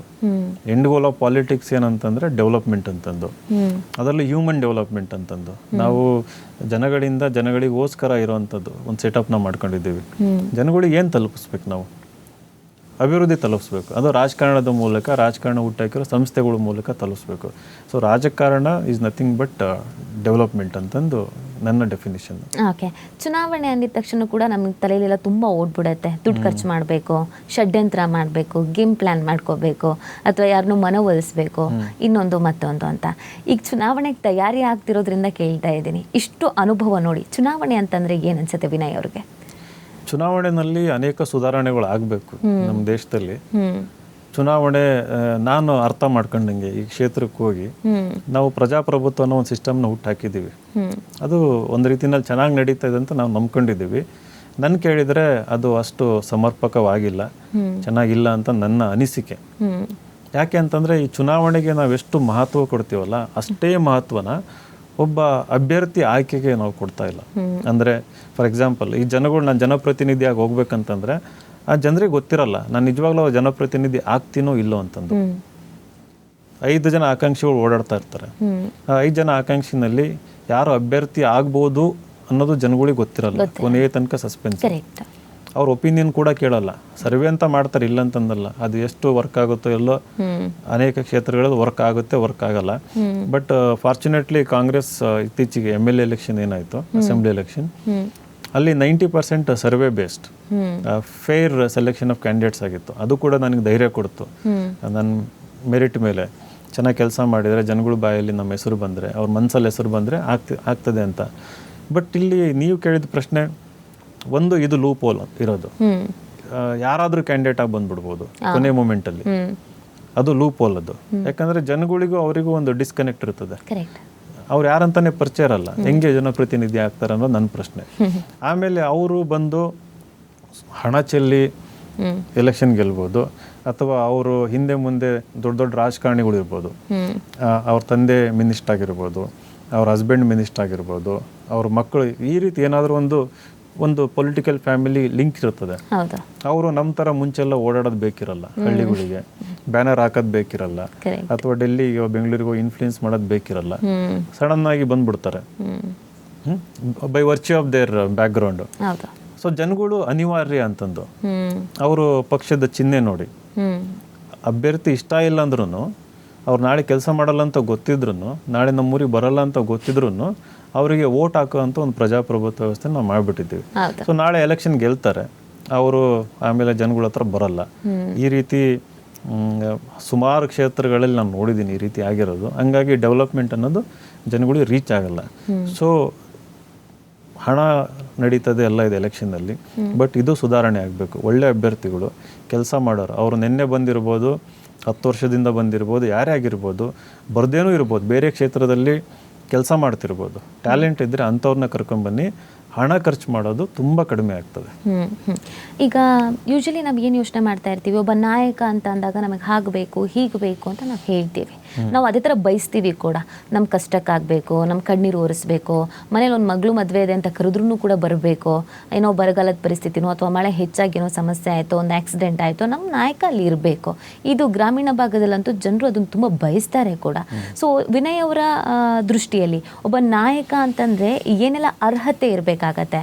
ಆ ಅರ್ಹತೆಗಾಗಿ ವಿನಯ್ ಅವರು ಏನಾದರೂ ಬದಲಾವಣೆ ಮಾಡ್ಕೊಂಡಿದೆಯಾ ತಮ್ಮ ವೈಯಕ್ತಿಕ ವಿಚಾರದಲ್ಲಿ ಅಥವಾ ತಮ್ಮ ವ್ಯಕ್ತಿತ್ವದಲ್ಲಿ? ಒಳ್ಳೆ ಕ್ವಶನ್ ಇದು. ಯಾಕೆ ಅನುಭವಕ್ಕೆ ಬಂದಿರೋ ಅಂಥದ್ದು. ಮೊದಲನೇ ಪಾಯಿಂಟ್, ಎಲ್ಲ ಫಂಕ್ಷನ್ಸಿಗೆ ಇರಬೇಕನ್ನೋದು ಜನಗಳ ಬೇಸಿಕ್ ಎಕ್ಸ್ಪೆಕ್ಟೇಷನ್, ಬೇಸಿಕ್ ಬಯಕೆ. ಅದು ಅಂದರೆ ಅವರು ರಾಜಕಾರಣಿಗಳು ನಮಗೆ ಸ್ಪಂದಿಸಬೇಕು ಅನ್ನೋದು, ಪ್ರೀತಿ ವಿಶ್ವಾಸದಲ್ಲಿ ಇರಬೇಕು ಅನ್ನೋದು, ಅದನ್ನು ನಾನು ಫಾಲೋ ಮಾಡ್ಕೊಂಡು ಬಂದಿದ್ದೀನಿ. ಮುಂಚೆಯಿಂದನೂ ನಾನು ಹಂಗೆ ಇದ್ದೀನಿ. ಸ್ವಲ್ಪ ಸ್ಪಂದಿಸೋ ಶಕ್ತಿ ಕೊಟ್ಟಿದ್ದಾನೆ ದೇವರು, ಸ್ಪಂದಿಸ್ತೀನಿ ನಾನು. ಯಾರೇ ಕಷ್ಟದಲ್ಲಿದ್ದರೂ ಮಾತಾಡ್ಸೋದು ಮುಂಚೆಯಿಂದನೂ ಬಂದಿದೆ. ಅದು ಕೇವಲ ರಾಜಕಾರಣಕ್ಕೆ ಮಾಡ್ತಾ ಇಲ್ಲ, ಮುಂಚೆಯಿಂದನೂ ಹಾಗೆ ಇದ್ದೆ. ಅದನ್ನು ಇಲ್ಲಿ ಲಾರ್ಜ್ ಸ್ಕೇಲಲ್ಲಿ ಕಂಟಿನ್ಯೂ ಮಾಡ್ತಾ ಇದ್ದೀನಿ. ನಮ್ಗೆ 8 ಕ್ಷೇತ್ರ ಬರುತ್ತೆ. ಜಗಳೂರಲ್ಲಿ ಏನಾದರೂ ಸಾವಾದರೆ ಇಮಿಡಿಯೇಟ್ಲಿ ಹೋಗ್ತೀವಿ. ಜಗಳೂರಿಂದ ಚನ್ನಗಿರಿ ಹೋಗ್ಬೇಕಂತಂದ್ರೆ 2 ಗಂಟೆ ಇರ್ತದೆ. ಅಲ್ಲೇ ಒಂದು ಇನ್ನೊಂದೇನೋ ಫಂಕ್ಷನ್ ಇದೆ ಅಂದರೆ ಅಲ್ಲಿಗೂ ಹೋಗ್ತೀವಿ. ಸೊ ಒಂದು 12 to 14 hours ಗ್ಯಾಪಲ್ಲಿ ಏನೇನು ಮಾಡಬೇಕು ಅದನ್ನು ನಾನು ಮಾಡೋದಕ್ಕೆ ಪ್ರಯತ್ನ ಮಾಡ್ತೀನಿ. ಎರಡನೇದು, ಇಲ್ಲಿ ರಾಜಕಾರಣಕ್ಕೆ ಅಂತ ಡೆವಲಪ್ ಮಾಡ್ಕೊಂಡಿದ್ದೇನಪ್ಪ ಅಂತಂದರೆ, ಒಂದು ಮಾತನಾಡೋದು ನನಗೆ ಬರ್ತಿರ್ಲಿಲ್ಲ ನಿಜವಾಗಿ ಹೇಳ್ಬೇಕಂತಂದರೆ. ಕನ್ನಡದಲ್ಲಿ ಈ ಥರ ಏನು ಕಂಟಿನ್ಯೂಸ್ ಮಾತಾಡ್ತಿದ್ದೀನಿ. ನಾನು ಇಂಗ್ಲೀಷಲ್ಲೇ ಟೀಚ್ ಮಾಡಿ ಅಭ್ಯಾಸ ನಂಗೆ last 10 years. Ethics and essay paper, current ಅಫೇರ್ಸ್ನ ಟೀಚ್ ಮಾಡ್ತಾ ಇದ್ದೆ. ಕಂಟಿನ್ಯೂಸ್ ಬರೀ ಇಂಗ್ಲೀಷಲ್ಲೇ ಟಚ್ಚಲ್ಲಿದ್ದು. ನಮ್ಮ ಆಲ್ ಓವರ್ ಇಂಡಿಯಾ ಸ್ಟೂಡೆಂಟ್ಸ್ ಇದ್ದಿದ್ದರಿಂದ ಇಲ್ಲಿ ಬಂದು ಕಂಟಿನ್ಯೂಸ್ ಕನ್ನಡ ಮಾತಾಡೋದನ್ನು ಅಳವಡಿಸ್ಕೊಂಡು ಹಳ್ಳಿ ಜನಕ್ಕೆ ಅಥವಾ ನಮ್ಮ ಗ್ರಾಮೀಣ ಜನಕ್ಕೆ, ಅವರು ಮುಗ್ಧರು ಅಂತ ಹೇಳೋದು ತಪ್ಪು ನನ್ನ ಒಪಿನಿಯನ್ನಲ್ಲಿ. ಅವರೆಲ್ಲ intelligent, smart people, well experience ಮುಂದೆ ಎಷ್ಟೇ ಎಜುಕೇಷನ್ ಇದ್ರೂ ಬೀಟ್ ಮಾಡೋಕ್ಕಾಗಲ್ಲ. ಅವ್ರ ಹತ್ರ ಮಾತಾಡ್ಬೇಕಂತಂದರೆ ನಾವು ಅವ್ರಿಗೆ ಮನ ಮುಟ್ಟೋ ಥರ ಇರಬೇಕು, ರಿಲೇಟಬಲ್ ಇರಬೇಕು. ಸೊ ಆ ರೀತಿ ಮಾತನಾಡೋದು ಕಲ್ತ್ಕೊಂಡಿದ್ದೀನಿ. ಆಮೇಲೆ ಥಿಕ್ ಸ್ಕಿನ್ ಬೆಳೆಸ್ಕೊತಾ ಇದ್ದೀನಿ ಇವಾಗ. ಅಂದರೆ ನಾವು ಸ್ವಲ್ಪ ಸೆನ್ಸಿಟಿವ್ ಇರ್ತೀವಿ ಟೀಚರ್ಸ್ ಅಂತ ಇದ್ದಾಗ. ಇಲ್ಲಿ ಬಂದು ಕ್ರಿಟಿಸಿಸಮ್ ಅಂತ ಬಂದಾಗ ಅದಕ್ಕೆ ಅಳಗ್ದಂಗೆ, ಅಂಜದಂಗೆ, ಮನಸ್ಸಿಗೆ ಹಚ್ಕೊಳ್ಳೋದಂಗೆ ಯಾವ ರೀತಿ ಬೆಳಿಬೇಕು ಅನ್ನೋದು ಇದು it's A work in progress. ಯಾಕಂದರೆ ಅಮೌಂಟ್ ಆಫ್ ಕ್ರಿಟಿಸಿಸಮ್ ಜಾಸ್ತಿ ಆದಂಗೆ ನಾವು ಲೈಮ್ ಲೈಟಿಗೆ ಬಂದಂಗೆ ಅದಕ್ಕೆ ಜಾಸ್ತಿ ಆಗ್ತಾ ಹೋಗ್ತದೆ. ಅದಕ್ಕೆ ಅಡ್ಜಸ್ಟ್ ಆಗ್ತಾ ಹೋಗ್ತಾ ಇದ್ದೀನಿ. ಅದು ಬಿಟ್ಟರೆ I think some of the qualities in ರಾಜಕಾರಣದಲ್ಲಿ ಬೇಕು. ಎಂಪತಿ ಅಂತ ಹೇಳಿದ್ರಿ, ಅವೆಲ್ಲ ಮುಂಚೆಯಿಂದನೂ ಇದೆ. ಓಕೆ, ನಾವು ಯಾವ ಚಿಹ್ನೆ ಮೇಲೆ ಎಲೆಕ್ಷನಿಗೆ ನಿಲ್ತೀವಿ ಅನ್ನೋದು ಕೂಡ ತುಂಬ ಇಂಪಾರ್ಟೆಂಟ್ ಆಗುತ್ತೆ. ಜನ ಅದನ್ನು ನೋಡ್ತಾರೆ. ಕಾಂಗ್ರೆಸ್ ಅಂತ ಬಂದಾಗ ಯಾಕೆ ಕಾಂಗ್ರೆಸ್ನ ಸೆಲೆಕ್ಟ್ ಮಾಡ್ಕೋಬೇಕು ಅಂದರೆ ಅಟ್ರಾಕ್ಟ್ ಆಗಿದ್ದು ಯಾಕೆ? ಆ ತತ್ವ ಸಿದ್ಧಾಂತಗಳಿಗೋ ಅಥವಾ ಅದರಿಂದ ಬಂದಿರುವಂಥ ನಾಯಕರುಗಳನ್ನು ನೋಡೋ ಅಥವಾ ಯಾವ ರೀಸನ್ಗೆ ಅಂತ? ಕಾಂಗ್ರೆಸ್ ಇವತ್ತು ಭಾರತ ದೇಶ ಏನಾದರೂ ಈಗಲೂ ಕೂಡ ಪ್ರಜಾಪ್ರಭುತ್ವ ಒಂದು ವ್ಯವಸ್ಥೆನಲ್ಲಿ ಇದೆ ಅಂತಂದರೆ, ಇವತ್ತು ಗ್ರಾಮೀಣ ಭಾಗದಲ್ಲಿ ಶಾಲೆಗಳಲ್ಲಿ ಮಕ್ಕಳು ಹೋಗಿ ಪಾಠ ಕಲಿತಾರೆ ಅಂತಂದರೆ, ಇವತ್ತು ಕೂಡ ರೈತರು ಇರ್ಬೋದು, APMC ಇರ್ಬೋದು, ಅವ್ರಿಗೊಂದು ಬೆಂಬಲ ಬೆಲೆ ಅನ್ನೋದು ಇದೆ ಅನ್ನೋದಾದರೆ ಇವತ್ತು ಕೂಡ ಅದು ಇಶ್ಯೂ ನಡೀತಾ ಇದೆ, ಇಲ್ಲ ಅಂತಂದಲ್ಲ. ಹಲವಾರು ಕಡೆ ಇವತ್ತು ಇರಿಗೇಷನ್ ಆಗಿದೆ, ಡ್ಯಾಮ್ಗಳು ಬಿಲ್ಟ್. ಹೊಸ ಡ್ಯಾಮ್ ಯಾವುದೂ ಬಿಲ್ಟ್ ಆಗಿಲ್ಲ. 2015 ಮೇಲೋ ಅಥವಾ ಅದಾದಮೇಲೆ ಯಾವುದು ಹೊಸ ಡ್ಯಾಮ್ ಬಿಲ್ಟ್ ಆಗಿಲ್ಲ. ಇದುವರೆಗೂ ಯಾವ ಡ್ಯಾಮ್ಸ್ ಬಿಲ್ಟ್ ಆಗಿದೆ ಅವರೇ ನೀರು ಕೊಡ್ತಾ ಇರೋದು. ಇವತ್ತು ಕುಡಿಯೋಕ್ಕೆ ನೀರಿದೆ, ಇರಿಗೇಷನ್ ಇದೆ ಅಂತಂದರೆ ಎಲ್ಲ ಬಿಕಾಸ್ ಆಫ್ ಕಾಂಗ್ರೆಸ್ ಅನ್ನೋದು. ನನಗೆ ವೈಯಕ್ತಿಕವಾಗಿ ನವೋದಯ ಶಾಲೆನಲ್ಲಿ ಓದಿದಾಗ, ನವೋದಯ ಶಾಲೆ ಹುಟ್ಟಾಕಿದ್ದು ರಾಜೀವ್ ಗಾಂಧಿ ಅವರು. ಅದೊಂದು ಅದ್ಭುತವಾದ ಕನಸು ಹಳ್ಳಿ ಮಕ್ಕಳಿಗೆ, ಬಡ ಮಕ್ಕಳಿಗೆ ಅಂತ ಶಾಲೆ ಕಟ್ಟಿದ್ರಿಂದ ಅವರು ಕನಸು ಏನಿತ್ತು ಅಂತಂದರೆ ಊಟಿನಲ್ಲಿರೋ ಶಾಲೆಗಳು, ಡೆಹ್ರಾಡೂನಲ್ಲಿರೋ ಏನು ಇಂಟರ್ನ್ಯಾಷನಲ್ ಸ್ಕೂಲ್ ಇದಾವಲ್ಲ ಆ ವ್ಯವಸ್ಥೆ ಹಳ್ಳಿ ಮಕ್ಕಳಿಗೆ ಸಿಗಬೇಕಂತಂದು. ಅದು ಬರೀ ಕನ್ಸ್ಕೊಂಡಿದ್ದು ಅಷ್ಟೇ ಅಲ್ಲ, ಅದನ್ನು ಇಂಪ್ಲಿಮೆಂಟ್ ಮಾಡಿ ಅದು ಸಕ್ಸಸ್ಫುಲ್ಲಾಗಿ ರನ್ನಿಂಗ್ ಆಗೋ ಥರ ನೋಡ್ಕೊಂಡು ನಮ್ಮಂಥ ನಾವು ಪ್ರತಿಭೆಗಳು ಇರಲಿಲ್ಲ, ಪ್ರತಿಭೆಗಳು ಆಗೋ ಥರ ಮಾಡಿ ನಮ್ಮನ್ನು ಹೊರ ಪ್ರಪಂಚಕ್ಕೆ ಪರಿಚಯ ಮಾಡಿಕೊಟ್ಟಂಥ ಸಂಸ್ಥೆ ಹಾಗೂ ಕಾರಣಕರ್ತರು ರಾಜೀವ್ ಗಾಂಧಿ. ಅದರಿಂದ ನಮಗೆ ಕಾಂಗ್ರೆಸ್. ಮತ್ತು ನಾನು IAS ಎಕ್ಸಾಮ್ ಪ್ರಿಪೇರ್ ಆಗಬೇಕಾದ್ರೆ 2005 to 2011 ಅವಾಗ ರೆವಲ್ಯೂಷನರಿ ಲೆಜಿಸ್ಲೇಷನ್ಸ್ ಬಂತು. Right to information, forest rights act ಇರ್ಬೋದು, ರೈಟ್ ಟು ಎಜುಕೇಷನ್ ಇರ್ಬೋದು, ಲ್ಯಾಂಡ್ ಅಕ್ವಿಸಿಷನ್ ಆ್ಯಕ್ಟ್ ಇರ್ಬೋದು, ನರೇಗಾ ಸ್ಕೀಮ್ ಇರ್ಬೋದು, ಆಮೇಲೆ ಆಧಾರ್ ಇರ್ಬೋದು. ಇವತ್ತು ಕೂಡ ಚಾಲ್ತಿಯಲ್ಲಿರೋದು. ಇವತ್ತು ಆಧಾರ್ ಇರೋದಕ್ಕೇ UPI ವರ್ಕ್ ಆಗ್ತಾ ಇರೋದು. ಅದೇನು ನಾವು ಡಿಜಿಟಲ್ ಪೇಮೆಂಟ್ ಸಿಸ್ಟಮ್ ಅಂತ ಹೇಳ್ತೀವಿ. ಆ ಟೈಮಲ್ಲಿ ಏನು ನಾವು IT ಬೇಸ್ ಹಾಕ್ಕೊಟ್ವಿ ಬಿಟ್ವೀನ್ 2000 to 2010 ಇನ್ಫಾರ್ಮೇಷನ್ ಟೆಕ್ನಾಲಜಿ. ಮತ್ತು ರಾಜೀವ್ ಗಾಂಧಿ ಅವರು ಅದಕ್ಕಿಂತ ಮುಂಚೆನೇ ಹಾಕ್ಕೊಟ್ಟಿದ್ರು 90s. ಅದರಿಂದನೇ ಇವತ್ತು ಆಗ್ತಾ ಇರೋದು. ಇವತ್ತು ಲಾಸ್ಟ್ 10 yeaರಲ್ಲಿ ಇಂಡಿಯಾ ಡೆವಲಪ್ ಆಗಿಲ್ಲ. ಲಾಸ್ಟ್ 60 yeaರಲ್ಲಿ ಏನು ಒಂದು ಫೌಂಡೇಶನ್ ಹಾಕ್ಕೊಟ್ಟಿದ್ದೀವಿ, ಅದ್ರ ಮೇಲೆ ನಾವು ಬಣ್ಣ ಬಳಿತಾ ಇದ್ದೀವಿ ಅಷ್ಟೇ, ಪೇಂಟ್ ಹಾಕ್ತಾ ಇದ್ದೀವಿ. ಒಂದು ಭವ್ಯ ಭವನನೇ ಬಿಲ್ಡ್ ಮಾಡಿಕೊಟ್ಟಿದ್ದಾರೆ ಕಾಂಗ್ರೆಸ್. ಇವತ್ತು ಹೇಳ್ಕೊಂಡು ತಿರುಗಾಡ್ತಾರೆ ಅವರು ಇವರು, ಅದ್ರ ಬಗ್ಗೆ ಮಾತಾಡೋದು ಬೇಡ. ಬಟ್ ಆ ಒಂದು ಗ್ರ್ಯಾಟಿಟ್ಯೂಡ್ ಮತ್ತು contribution of Congress to the country and to the democracy ನನ್ನನ್ನು ಅಟ್ರ್ಯಾಕ್ಟ್ ಮಾಡಿದ್ದು. ಆಮೇಲೆ ಇಲ್ಲಿ ಸಾಮಾಜಿಕ ನ್ಯಾಯಕ್ಕೆ ತುಂಬ ಒತ್ತು ಕೊಡ್ತಾರೆ. ಪ್ರತಿಯೊಬ್ಬ ಕಟ್ಟಕಡೆ ವ್ಯಕ್ತಿಗೂ ಕೂಡ, ಅದು ಯಾವುದೇ ಜಾತಿ ಇರ್ಬೋದು, ಯಾವುದೇ ಧರ್ಮ ಇರ್ಬೋದು, ಅಲ್ಲಿಗೆ ಒಂದು ಬೆನಿಫಿಟ್ ಹೋಗ್ಬೇಕನ್ನೋದು ಯಾವಾಗಲೂ ಆ ಕಾಳಜಿ ಇರ್ತದೆ. ಕಾಂಗ್ರೆಸ್ ಅಂತ ಬಂದಾಗ ಎಲ್ಲರೂ ಹೇಳುವಂಥದ್ದು ವಂಶ ರಾಜಕಾರಣ ಇದ್ದೇ ಇರತ್ತೆ, ಫ್ಯಾಮಿಲಿಯಲ್ಲಿ ಯಾರಿಗಾರೋ ಒಬ್ರು ಟಿಕೆಟ್ ಸಿಕ್ಕೇ ಅಂತ. ಬಟ್ ನಿಮ್ಮಂಥ ನಾಯಕರನ್ನ ಹುಟ್ಟಾಕಿರೋದು ಅಥವಾ ನಿಮ್ಮಂಥ ನಾಯಕನಿಗೆ ಸಪೋರ್ಟ್ ಮಾಡೋದು, ಅಥವಾ ಇವತ್ತು ವಿನಯ್ ಅಂತ ಹೇಳಿದ್ರೆ ದಾವಣಗೆರೆಯಲ್ಲಿ ಪ್ರತಿಯೊಬ್ಬರೂ ಗೊತ್ತು ಅನ್ನುವಷ್ಟರ ಮಟ್ಟಿಗೆ ಬೆಳೆದಿದ್ದೀರಾ ಅಂತ ಅಂದರೆ ಕಾಂಗ್ರೆಸ್ನ ಸಪೋರ್ಟ್ ಕೂಡ ಅಷ್ಟೇ ಇದೆ ಅಂತ. ಸೊ ಹಾಗಿದ್ರೆ ಈ ವಂಶ ರಾಜಕಾರಣ ಅನ್ನೋದನ್ನ ನೀವು ನಂಬ್ತೀರಾ? ಕಾಂಗ್ರೆಸ್ನಲ್ಲಿ ಇದಕ್ಕೆ ಹೆಚ್ಚಿನ ಸಪೋರ್ಟ್ ಮಾಡ್ತಾರೆ, ಆರ್ ನನ್ನಂಥ ಯೂತ್ಸ್ಗೆ ಅಥವಾ ನನ್ನಂಥ ವಿದ್ಯಾವಂತನಿಗೂ ಸಪೋರ್ಟ್ ಮಾಡ್ತಾರೆ, ಅದಕ್ಕೆ ಎಕ್ಸಾಂಪಲ್ ನಾನೇ ಅಂತ? ಎಲ್ಲರಿಗೂ ಸಪೋರ್ಟ್ ಮಾಡ್ತಾರೆ. ನಾನು ಆಗಲೇ ಮೊದಲನೇ ಕ್ವಶನ್ ನೀವು ಕೇಳಿದಾಗ ಎಷ್ಟೊಂದು ಜನ ಧೈರ್ಯ ಮಾಡಿರಲ್ಲ ಬರೋದಕ್ಕೆ, ಅಥವಾ ಸ್ಮಾರ್ಟಾಗಿ ಟ್ರೈ ಮಾಡಿರಲ್ಲ ಅನ್ಸುತ್ತೆ. ಇವಾಗ ನನ್ನ ಹೆಸರು ಅಫಿಷಿಯಲ್ ಆಗಿ AICC ಪ್ಯಾನೆಲ್ಗೆ ಹೋಗಿದೆ. ಒನ್ ಆಫ್ ದಿ 2 ಆಸ್ಪಿರೆಂಟ್ಸ್ ಅಂತ ಅನ್ಸುತ್ತೆ. ಇನ್ನೊಬ್ಬರ ಹೆಸರು ಇದೆ, ಇಬ್ಬರ ಹೆಸರು ಹೋಗಿದೆ. ಸೊ ಅಲ್ಲಿ ತನಕ ಹೋಗೋದಕ್ಕೆ ನನ್ನ ಎಫರ್ಟ್ಸ್ ಕಾರಣ. ಇಲ್ಲಿ ಗುರ್ತಿಸಿದ್ದಾರೆ. ನಾನು ಅಲ್ಲೇ ಕಟ್ ಮಾಡಿಬಿಡ್ಬೋದಿತ್ತು, ಅಲ್ಲಿ ಯಾವುದೋ ಒಂದು ಫ್ಯಾಮಿಲಿ ಇದೆ ಅವ್ರಿಗೆ ಕೊಟ್ಬಿಡೋಣ ಅಂತಂದು ಮಾಡ್ಬೋದಿತ್ತು. ಆ ರೀತಿ ಮಾಡಿಲ್ಲ. ಅಲ್ಲಿ ಫೇರ್ ಆಗಿದೆ, ಅಲ್ಲಿ ತನಕ ಹೋಗಿದೆ. ಈಗಲೂ ಕೂಡ ನಂಬಿಕೆ ಇದೆ ನನಗೆ. ಟ್ಯಾಲೆಂಟ್ ಯಾಕಂದ್ರೆ ಅನಿವಾರ್ಯನೂ ಇದೆ ಇವಾಗ. ಅದರಲ್ಲೂ ಬ್ಯಾಕ್ವರ್ಡ್ ಲೀಡರ್ಸ್ನ ಹುಟ್ಟಾಕಿದ್ರೆ ಕಾಂಗ್ರೆಸ್ಗೆ ಮುಂದಿನ ದಿನಗಳಲ್ಲಿ ಒಂದು ಆಶಾಕಿರಣ ಅಂತಂದು ಹೇಳ್ಬೋದು. ಬೆಳವಣಿಗೆಗೆ ಸಾಧ್ಯತೆ ಇದೆ. ಕೇವಲ ಕೆಲವೇ ಕುಟುಂಬಗಳಲ್ಲಿ ಟಿಕೆಟ್ ಕೊಟ್ಟು ಅವ್ರನ್ನೇ ಬೆಳೆಸ್ಕೊಂತ ಹೋದರೆ ಅದು ಅಧಪತನ ಅಂತ ಏನು ಹೇಳ್ತೀವಿ, ಎಕ್ಸ್ಟಿಂಕ್ಷನ್, ಆ ಕಡೆ ಹೋಗೋ ಚಾನ್ಸಸ್ ಇರ್ತದೆ. ನಾವು ಲೋಕಲ್ ಮಟ್ಟದಲ್ಲಿ ಸೆಕೆಂಡ್ ಲೇಯರ್ ಆಫ್ ಲೀಡರ್ಸ್ ಪ್ರತಿಯೊಂದು ಕಮ್ಯುನಿಟಿನಲ್ಲಿ, ಪ್ರತಿಯೊಂದು ರೀಜನ್ನಲ್ಲಿ ಬೆಳೆಸೋ ಅವಶ್ಯಕತೆ ಇದೆ ಅಂತ ಕಾಂಗ್ರೆಸ್ ಲೀಡರ್ಶಿಪ್ನಲ್ಲಿ ರಿಯಲೈಸೇಷನ್ ಕೂಡ ಆಗಿದೆ. ಐ ಥಿಂಕ್ ಅದನ್ನು ಗಮನದಲ್ಲಿ ಇಟ್ಕೊಂಡು ನನ್ನಂತರಿಗೆ ಬೆಳೆಯೋದಕ್ಕೆ ಒಂದು ಅವಕಾಶ ಕೊಡ್ತಾ ಇದ್ದಾರೆ. ಬೇರೆಯವರು ಇದನ್ನು ಫ್ಯಾಮಿಲಿ ಅನ್ನೋದನ್ನು ಮರೆತು ಪ್ರಯತ್ನ ಮಾಡಬೇಕು ಮೊದಲನೇದಾಗಿ. ಓಕೆ, ಚುನಾವಣೆ ಅಥವಾ ರಾಜಕೀಯ ಅಥವಾ ಟಿಕೆಟ್ ಅನ್ನುವಂಥ ವಿಚಾರ ಬಂದಾಗ ಬಹಳ ಪ್ರಮುಖವಾಗಿ ಈ ಮೂರನ್ನು ಅಬ್ಸರ್ವ್ ಮಾಡ್ತಾರೆ, ಅಥವಾ ಈ ಮೂರರ ಆಧಾರದ ಮೇಲೆ ಟಿಕೆಟನ್ನು ಅನೌನ್ಸ್ ಮಾಡ್ತಾರೆ ಅಂತ. ನಿಮ್ಗೆ ಅನ್ಸುತ್ತಾ ಜಾತಿ ಅಥವಾ ಹಣ ಅಥವಾ ಅಧಿಕಾರ ಬಲ, ಇವು ಮೂರುಗಳ ಆಧಾರದ ಮೇಲೇ ಟಿಕೆಟ್ ಅನೌನ್ಸ್ ಮಾಡಿಬಿಡ್ತಾರೆ, ಅದು ಸಮಸ್ಯೆ ಆಗುತ್ತೆ ಅನ್ನೋದನ್ನು ಕೆಲವರು ಹೇಳ್ಕೊಳ್ತಾ ಇರ್ತಾರೆ. ಕೆಲವೊಂದು ಪರಿಸ್ಥಿತಿಯಲ್ಲಿ ನಾವು ಅದು ಇರೋದನ್ನು ಒಪ್ಕೊಳ್ಬೇಕಾಗತ್ತೆ, ಹೌದು ಅನ್ನುವಂಥದ್ದು. ಮತ್ತು ಅದು ಬೇರೆಯವರಿಗೆ ಎಫೆಕ್ಟ್ ಆಗದ ರೀತಿಯಲ್ಲಿ ಇರೋದು ಕೂಡ ಹೌದು. ಕೆಲವು ಕಡೆಯಲ್ಲಿ ಕೆಲವು ಸಮುದಾಯಗಳು ಜಾಸ್ತಿ ಇರೋ ಕಾರಣಕ್ಕೆ ಜಾತಿಯನ್ನು ಲೆಕ್ಕಾಚಾರವನ್ನು ಹಾಕಲೇಬೇಕಾಗತ್ತೆ, ನೋಡಲೇಬೇಕಾಗತ್ತೆ ಅಂತ. ಇದು ನಿಮಗೆ ರೈಟ್ ಅಂತ ಅನ್ಸುತ್ತಾ, ಅಥವಾ ಇದು ವರ್ಕೌಟ್ ಆಗುತ್ತೆ ಅಂತ ಅನ್ಸುತ್ತಾ, ಅಥವಾ ಇದರಲ್ಲಿ ಬದಲಾವಣೆ ಆಗಬೇಕು ಅಂತ ಅನ್ಸುತ್ತಾ? ಬದಲಾವಣೆ ಆಗಬೇಕಂತ ಅನ್ಸುತ್ತೆ ಮನ್ಸಾರೆ ಹೇಳ್ಬೇಕಂತಂದ್ರೆ. ಬಟ್ ಅನ್ಫಾರ್ಚುನೇಟ್ಲಿ ನಮ್ಮ ಸೋಷಿಯಲ್ ರಿಯಾಲಿಟಿ ಆ ಥರ ಇಲ್ಲ. ನೀವು ಹೇಳ್ದಂಗೆ ಜಾತಿ ಅನ್ನೋದು, ಕಾಸ್ಟ್ ಅನ್ನೋದು ಇಸ್ ಎ ಸೋಷಿಯಲ್ ರಿಯಾಲಿಟಿ. ಅದನ್ನು ಜನಗಳು ಎಷ್ಟು ಮನಸ್ಸಿಗೆ ಹಚ್ಕೊಂಡಿದ್ದಾರೆ, ಅದು is very much part of their life. ಹಳ್ಳಿಗಳಲ್ಲಿ ಇಷ್ಟೊಂದು ಹಳ್ಳಿಗಳನ್ನ ನಾನು ಗ್ರಾಮ ವಾಸ್ತವ್ಯ ಮಾಡಿದ್ದೀನಿ, 21 ಹಳ್ಳಿಗಳಲ್ಲಿ. ಪ್ರತಿ ಒಂದು ಹಳ್ಳಿ ಕೇರ್ ಏಕೆ ಕಾಲೋನಿ ಅಂತ ಇರ್ತದೆ, ಬೋವಿ ಕಾಲೋನಿ ಅಂತ ಇರುತ್ತೆ. ಪ್ರತಿಯೊಂದು ಕಾಲೋನಿಗೆ ಹೋಗಿ ಬಂದಿದ್ದೀನಿ. ಅಲ್ಲಿ ಸೆಗ್ರಿಗೇಷನ್ ಕೂಡ ಜಾತಿ ಆಧಾರದ ಮೇಲೆ ಇರುತ್ತೆ ಹಳ್ಳಿಗಳಲ್ಲಿ. ಆಮೇಲೆ ಅಲ್ಲಿ ಪಾಲಿಟಿಕ್ಸ್ ಅಷ್ಟೇ ಇರ್ಬೋದು, ಅದು ಬೆಸ್ಕೊಂಡ್ಬಿಟ್ಟಿದೆ ಅದು ಪ್ರತಿಯೊಂದು ಹಂತದಲ್ಲೂ. ಅದರಿಂದ ಹೊರಗೆ ಬರೋದು ತುಂಬ ಕಷ್ಟ ಇದೆ. ಅದರಿಂದ ಹೊರಗೆ ಬರೋದಕ್ಕೆ ಒಂದೇ ಒಂದು ಸೊಲ್ಯೂಷನ್ ಏನಪ್ಪ ಅಂದರೆ, ಇಂಡಿಯಾದಲ್ಲಿರೋ ಪ್ರತಿಯೊಬ್ಬರು ಕೂಡ ಶ್ರೀಮಂತರಾಗಬೇಕು. ಪ್ರತಿಯೊಬ್ಬ ಒಂದು ಮನೆ ಹಳ್ಳಿನಲ್ಲಿ ಏನಿದೆಯಲ್ಲ ಶ್ರೀಮಂತರಾಗಬೇಕು. ಅವ್ರಿಗೆ ಹಣಕಾಸಿನ ಭದ್ರತೆ ಇರಬೇಕು. ಬೇರೆ ಯಾವುದ್ರ ಬಗ್ಗೆ ಯೋಚನೆ ಮಾಡೋದಕ್ಕೆ ಸಮಯ ಇರಬಾರ್ದು ಅವರಿಗೆ.